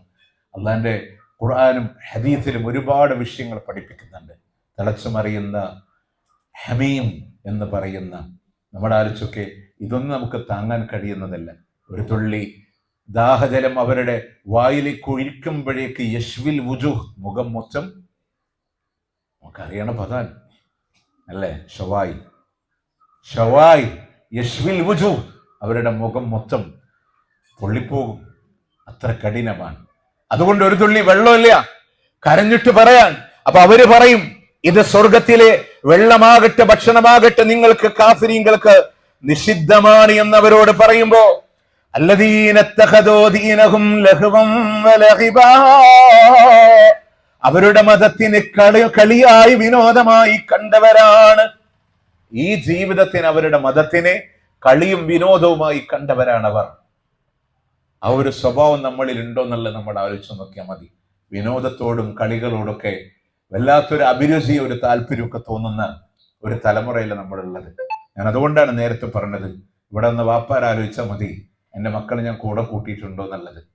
നമ്മൾ ആലോചിച്ചാൽ മതി. നമ്മൾ പലപ്പോഴും എന്തെന്നറിയോ, ആ ഒരു തലമുറയിൽ അവർ ജീവിക്കുന്ന ഇന്നത്തെ ഒരു അടിച്ചുപൊളി ലൈഫ് നമ്മൾ പറയണ ഒരു എന്റർടൈൻമെന്റിന്റെ ലോകത്താണ് മക്കളൊക്കെ സാധാരണ ജീവിച്ചുകൊണ്ടിരിക്കണേ. കാരണം നമ്മളും മോശമൊന്നുമല്ല, ചെറുപ്പം മുതൽ ആദ്യമേ അവരുടെ കയ്യിൽ കൊടുക്കുക മൊബൈൽ ഫോണാണ്. കുറച്ച് പ്രായമുള്ള വാപ്പ പോലും എന്താ പറയുമെന്ന് അറിയോ മക്കളെ പറ്റിയിട്ട്, എനിക്ക് ഈ ഫോണിൽ എന്താ ചെയ്യാന്ന് അറിഞ്ഞൂടെ, എൻ്റെ പേരക്കുട്ടിയില്ല, അവനാണ് എന്നെ പഠിപ്പിച്ചത്. നമ്മളത് അഭിമാനത്തിൽ പറയുന്ന ഒരു കാര്യമാണ് അല്ലേ. നമ്മളിങ്ങനെ പറയും, വാപ്പ അങ്ങനെ കയറുമെന്ന് പറയും, നമ്മുടെ മോനാണെന്ന് റിമോട്ട് എടുത്ത് അവൻ സ്വന്തമായിട്ട് ചാനലൊക്കെ മാറ്റണം നോക്കി. അപ്പൊ ഉമ്മാക്കും സന്തോഷമായി, വാപ്പാക്കും സന്തോഷമായി. നമ്മുടെ കുട്ടികളുടെ IQ പവറോ സ്കില്ലോ അവരുടെ മെന്റൽ കപ്പാസിറ്റി ഒന്നും കുറവാണെന്നല്ല പറയുന്നത്, നല്ല പവറുള്ള മക്കൾ തന്നെയാണ്, അതിലൊന്നും യാതൊരു സംശയവുമില്ല. പക്ഷെ അതിനെ നന്മയുടെ വഴിക്ക് തിരിച്ചുവിടാൻ നമ്മളെ കൊണ്ട് കഴിയാതെ വരുന്നിടത്താണ് നമുക്ക് പ്രശ്നം ഉണ്ടാവുന്നത്. നമ്മൾ വിചാരിക്കും അവനെ നന്നാക്കണം, ഹയറാക്കണം എന്നൊക്കെ തീരുമാനിക്കും. പക്ഷെ നമ്മൾ ആദ്യം തന്നെ, ചെറിയ കുട്ടിയല്ലേ, അതുകൊണ്ട് ആദ്യം ഇനിയിപ്പോൾ ഒരു സിനിമാറ്റിക് ഡാൻസ് അവൻ കളിച്ചുകൊണ്ട് കുഴപ്പമൊന്നുമില്ല, അവനിപ്പോൾ ഹറാമോ ഹലാലും തിരിയാനായിട്ടില്ലല്ലോ. നിങ്ങൾ ആലോചിക്കുക, പുരുഷന്മാർക്ക് സ്വർണം വെള്ളി ഹറാമാണെങ്കിൽ പറന്നു വീണ കുട്ടിക്ക് 40 ദിവസം പ്രായമായ കുട്ടിക്കും സ്വർണം വെള്ളി എന്താണ്? ഹറാമാണ്. കുട്ടിയല്ല കാരണക്കാരൻ, ആരാണോ ഡീപ്പിച്ചത് അവരല്ലാന്റെ ശിക്ഷ ഏറ്റുവാങ്ങേണ്ടി വരും. എന്തുകൊണ്ടാണ്? ആണിനെ ആണായി വളർത്താൻ, പെണ്ണിനെ പെണ്ണായി വളർത്താൻ മുത്തനബി സല്ലല്ലാഹു അലൈഹി വസല്ലം അവിടുന്ന് നജ്ജാഷി റളിയല്ലാഹു അൻഹു അവിടുന്ന് മോതിരം കൊടുത്തു വിട്ടപ്പോ, ആ മോതിരം റസൂലുള്ളാഹിന്റെ മകളായ, മൂത്ത മകളായ സൈനബിന്റെ മകൾക്ക് സമ്മാനമായി കൊടുത്ത, പട്ടുവസ്ത്രം കിട്ടുമ്പോൾ പെൺകുട്ടികൾക്ക് സമ്മാനമായി കൊടുത്ത, പെൺകുട്ടിക്ക് വേണ്ടത് പെൺകുട്ടിക്ക്, ആൺകുട്ടിക്ക് വേണ്ടത് ആൺകുട്ടിക്ക്, അങ്ങനെ തന്നെയാണ് വളർത്തിക്കൊണ്ടുവരേണ്ടത്. ഞാൻ പറഞ്ഞത് അറിയോ, പള്ളിക്ക് വരുമ്പോ വരെ വീടിന്റെ കീശയിലിട്ടിട്ട് വരുന്ന മാന്യന്മാരുണ്ട് നമ്മളെ കൂട്ടത്തില്. സുബൈ ജമാഅത്തിന് വരുമ്പോ എന്തിനെന്നറിയോ, ഭാര്യയും മക്കളെയും ഉണർത്താതിരിക്കാനാണ്. പതുക്കെ ശബ്ദം ഉണ്ടാക്കാതെ പുറത്തിറങ്ങി വീട് പുറത്തുനിന്ന് ലോക്ക് ചെയ്തിട്ട് പള്ളിക്ക് വരുന്ന ആൾക്കാരോട് പറയാൻ, നാളെ ആ പോര മൊത്തം തീ പിടിച്ചാൽ നിങ്ങൾ ആ മാന്യത ചെയ്യോ? അവർ ഉറങ്ങല്ലേ, അവർ ഉണർത്തണ്ടെന്ന് പറഞ്ഞാൽ നമ്മൾ പോരോ? ഇല്ലല്ലോ പ്രിയമുള്ളവരെ.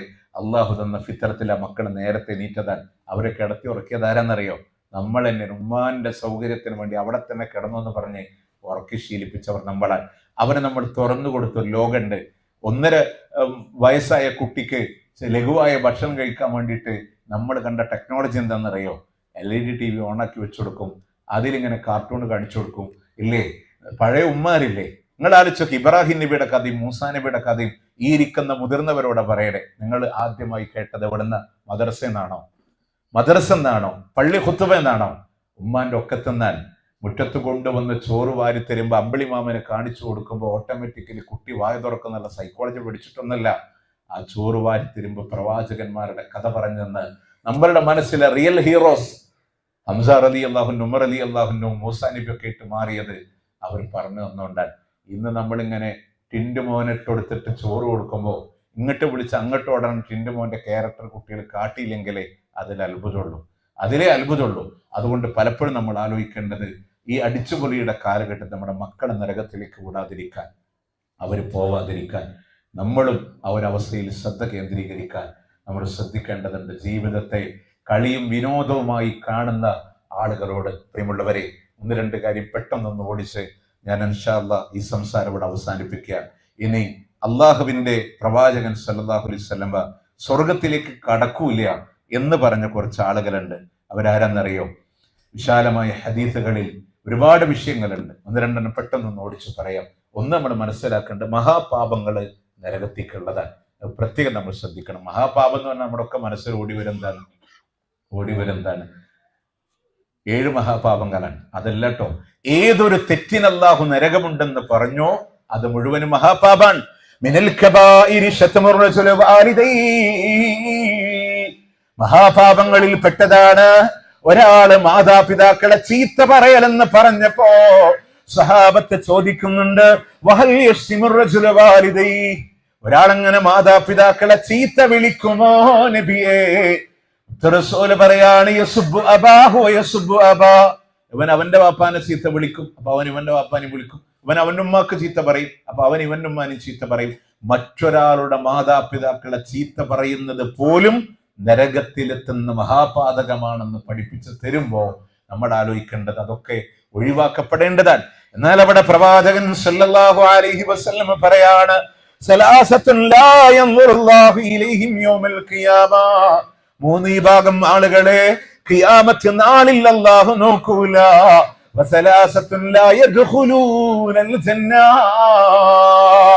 3 വിഭാഗം ആളുകൾക്ക് സ്വർഗവും ഇല്ല, സ്വർഗത്തിൽ അവര് കടക്കൂല.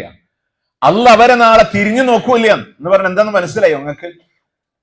നമ്മളൊക്കെ ഗൾഫുകാരല്ലേ കൂടുതൽ ആളുകളും.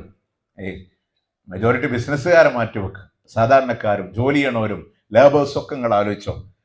നാട്ടിലേക്ക് ഇങ്ങനെ വരികയാണ്, 1 കൊല്ലം കഴിഞ്ഞ് 1.5 കൊല്ലം കഴിഞ്ഞ് നാട്ടിലേക്ക് വരാൻ വേണ്ടി ഈ പ്രവാസികളുടെ റൂമിന്റെ ഒരു പ്രത്യേകത ഉണ്ട്.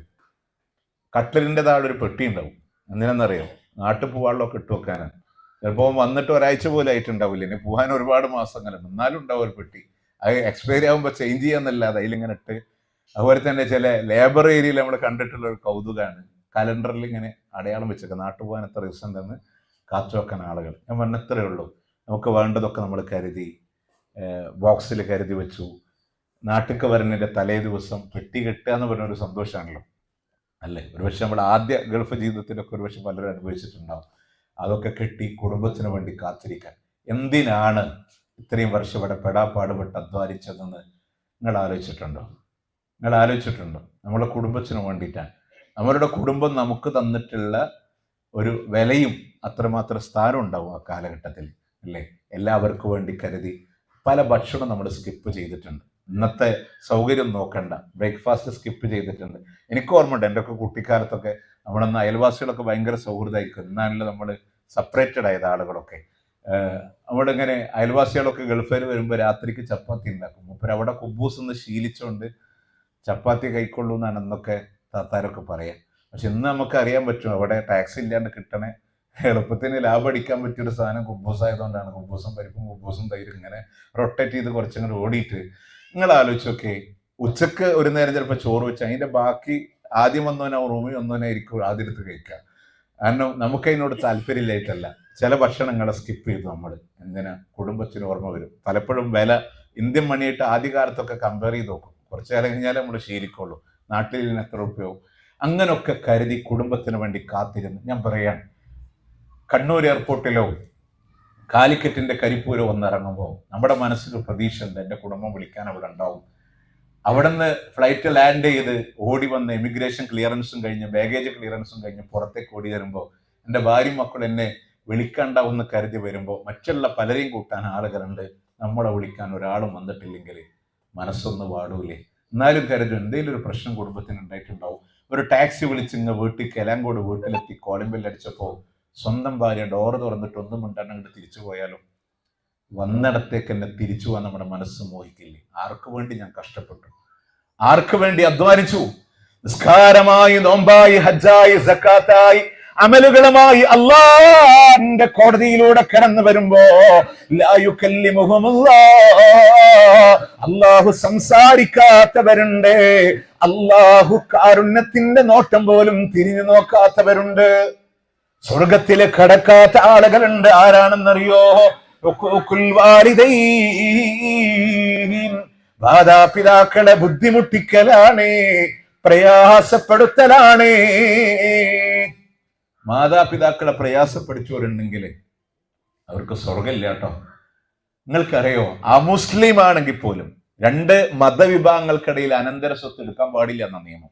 ഒരാൾ ഇസ്ലാം സ്വീകരിച്ച മുസ്ലിമായ മനുഷ്യന്റെ സ്വത്തില് ഹൈന്ദവനായ പിതാവോ മാതാവോ അനന്തരം എടുക്കില്ല. അവിടെ വസിയ്യത്ത് നിർബന്ധമാണെന്ന വിധി പറഞ്ഞ ഇസ്ലാം അവർക്ക് ജീവിച്ചിരിക്കുന്ന കാലത്ത് തന്നെ മാതാപിതാക്കളാണ് സ്വത്ത് വസിയ്യത്ത് എഴുതി വെക്കണമെന്ന് പഠിപ്പിച്ച അള്ളാന്റെ ദീൻ എത്ര പ്രാധാന്യം കൊടുത്തിട്ടുണ്ടെന്ന് ആലോചിച്ചൊക്കെ പ്രിയമുള്ളവരെ. നമ്മളാരും ചിന്തിക്കണ പോലെ അല്ല.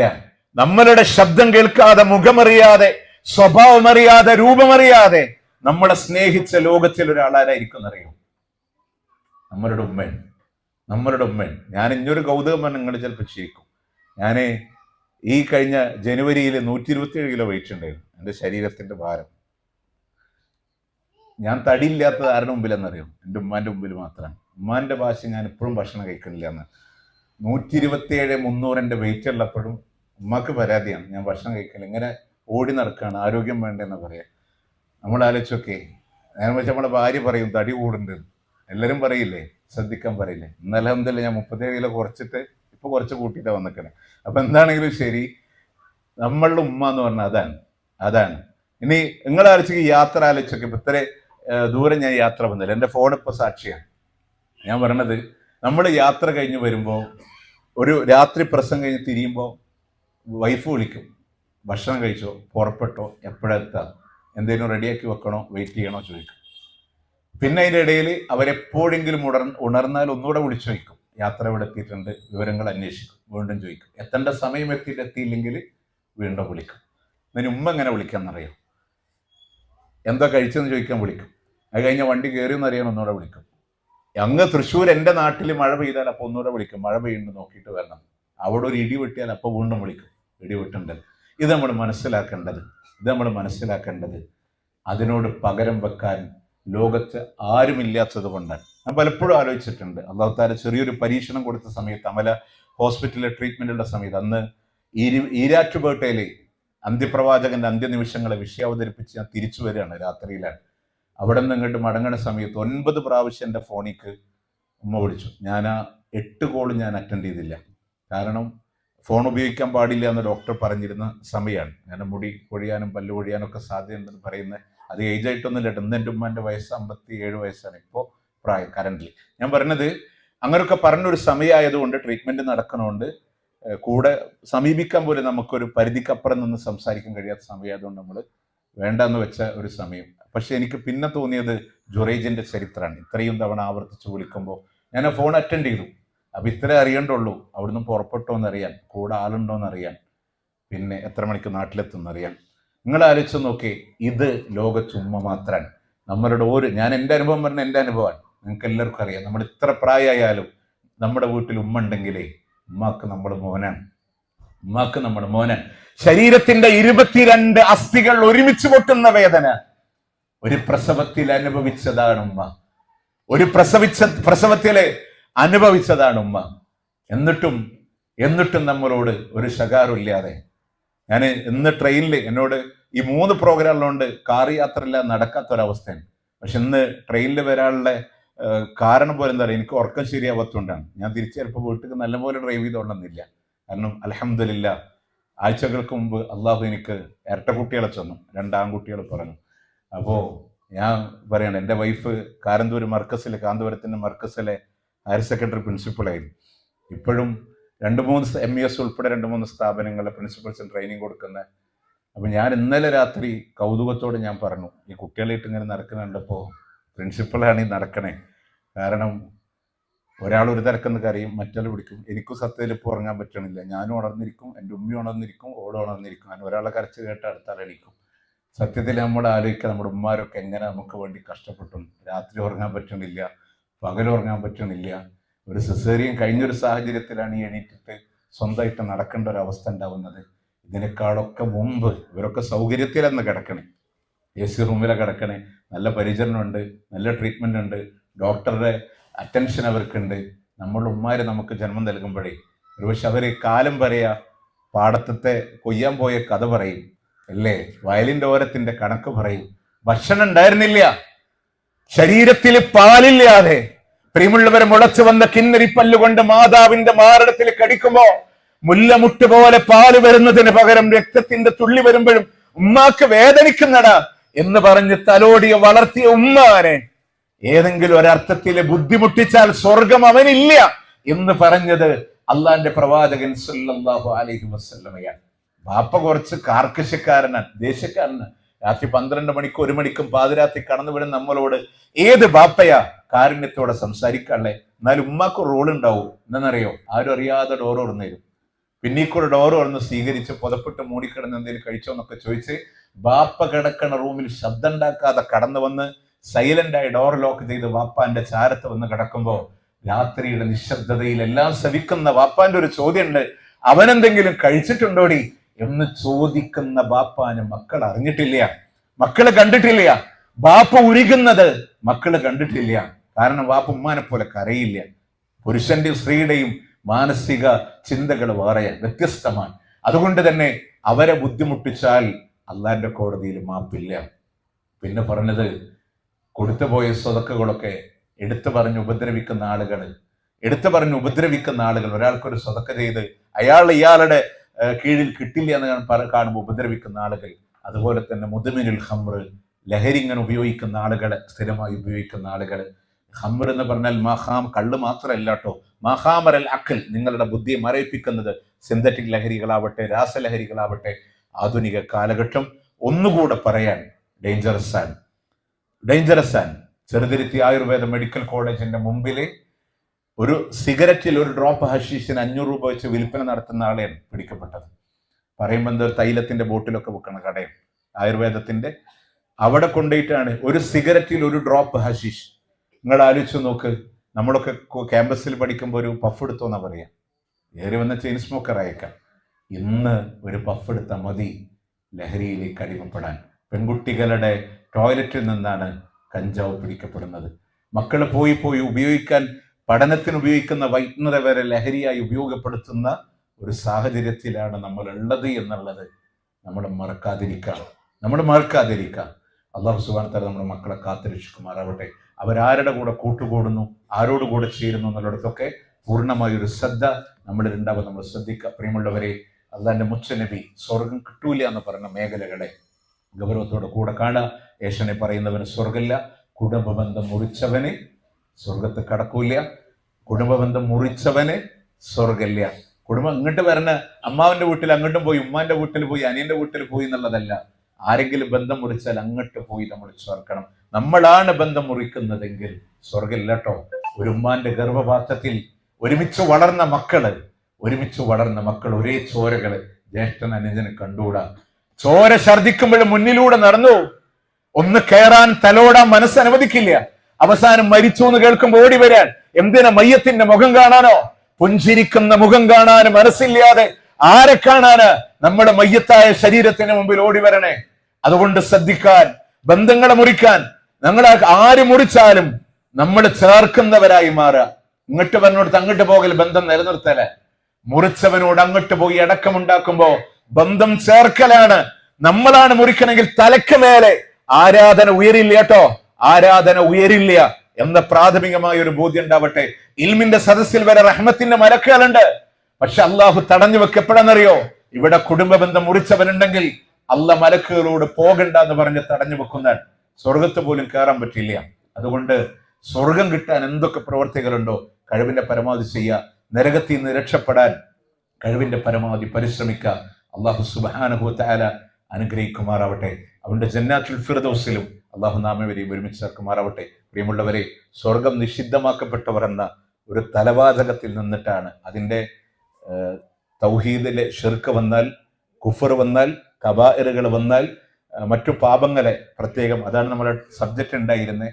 എല്ലാം കൂടി പറയേണ്ട കുറച്ച് വിഷയങ്ങൾ ഇവിടുന്ന് ഓർമ്മപ്പെടുത്തിയത് കൊണ്ട് ആ മേഖലയിലൂടെ കടന്നുപോയി എന്ന് മാത്രം. നമുക്കൊരു എന്തെങ്കിലുമൊക്കെ ഒരു മാറ്റത്തിന്റെ ചിന്തകളുണ്ടെങ്കിൽ അതിനെ നിലനിർത്തിക്കൊണ്ടു പോവുക. എല്ലാ മാസങ്ങളും നമ്മൾ ഇതുപോലത്തെ സദസ്സുകളെ പല വീടുകളുടെ മുറ്റത്തായി സംഘടിപ്പിക്കുക. നമ്മൾ മാത്രമല്ലല്ലോ, നമ്മൾ വിളിച്ചാൽ വരാവുന്ന അയൽവാസികളെ കൂടെ കൂട്ടാൻ നമ്മൾ ശ്രദ്ധിക്കുക. നമ്മുടെ മക്കള് കൂടെ ഉണ്ടാവാൻ വേണ്ടി നമ്മൾ ശ്രദ്ധിക്കുക.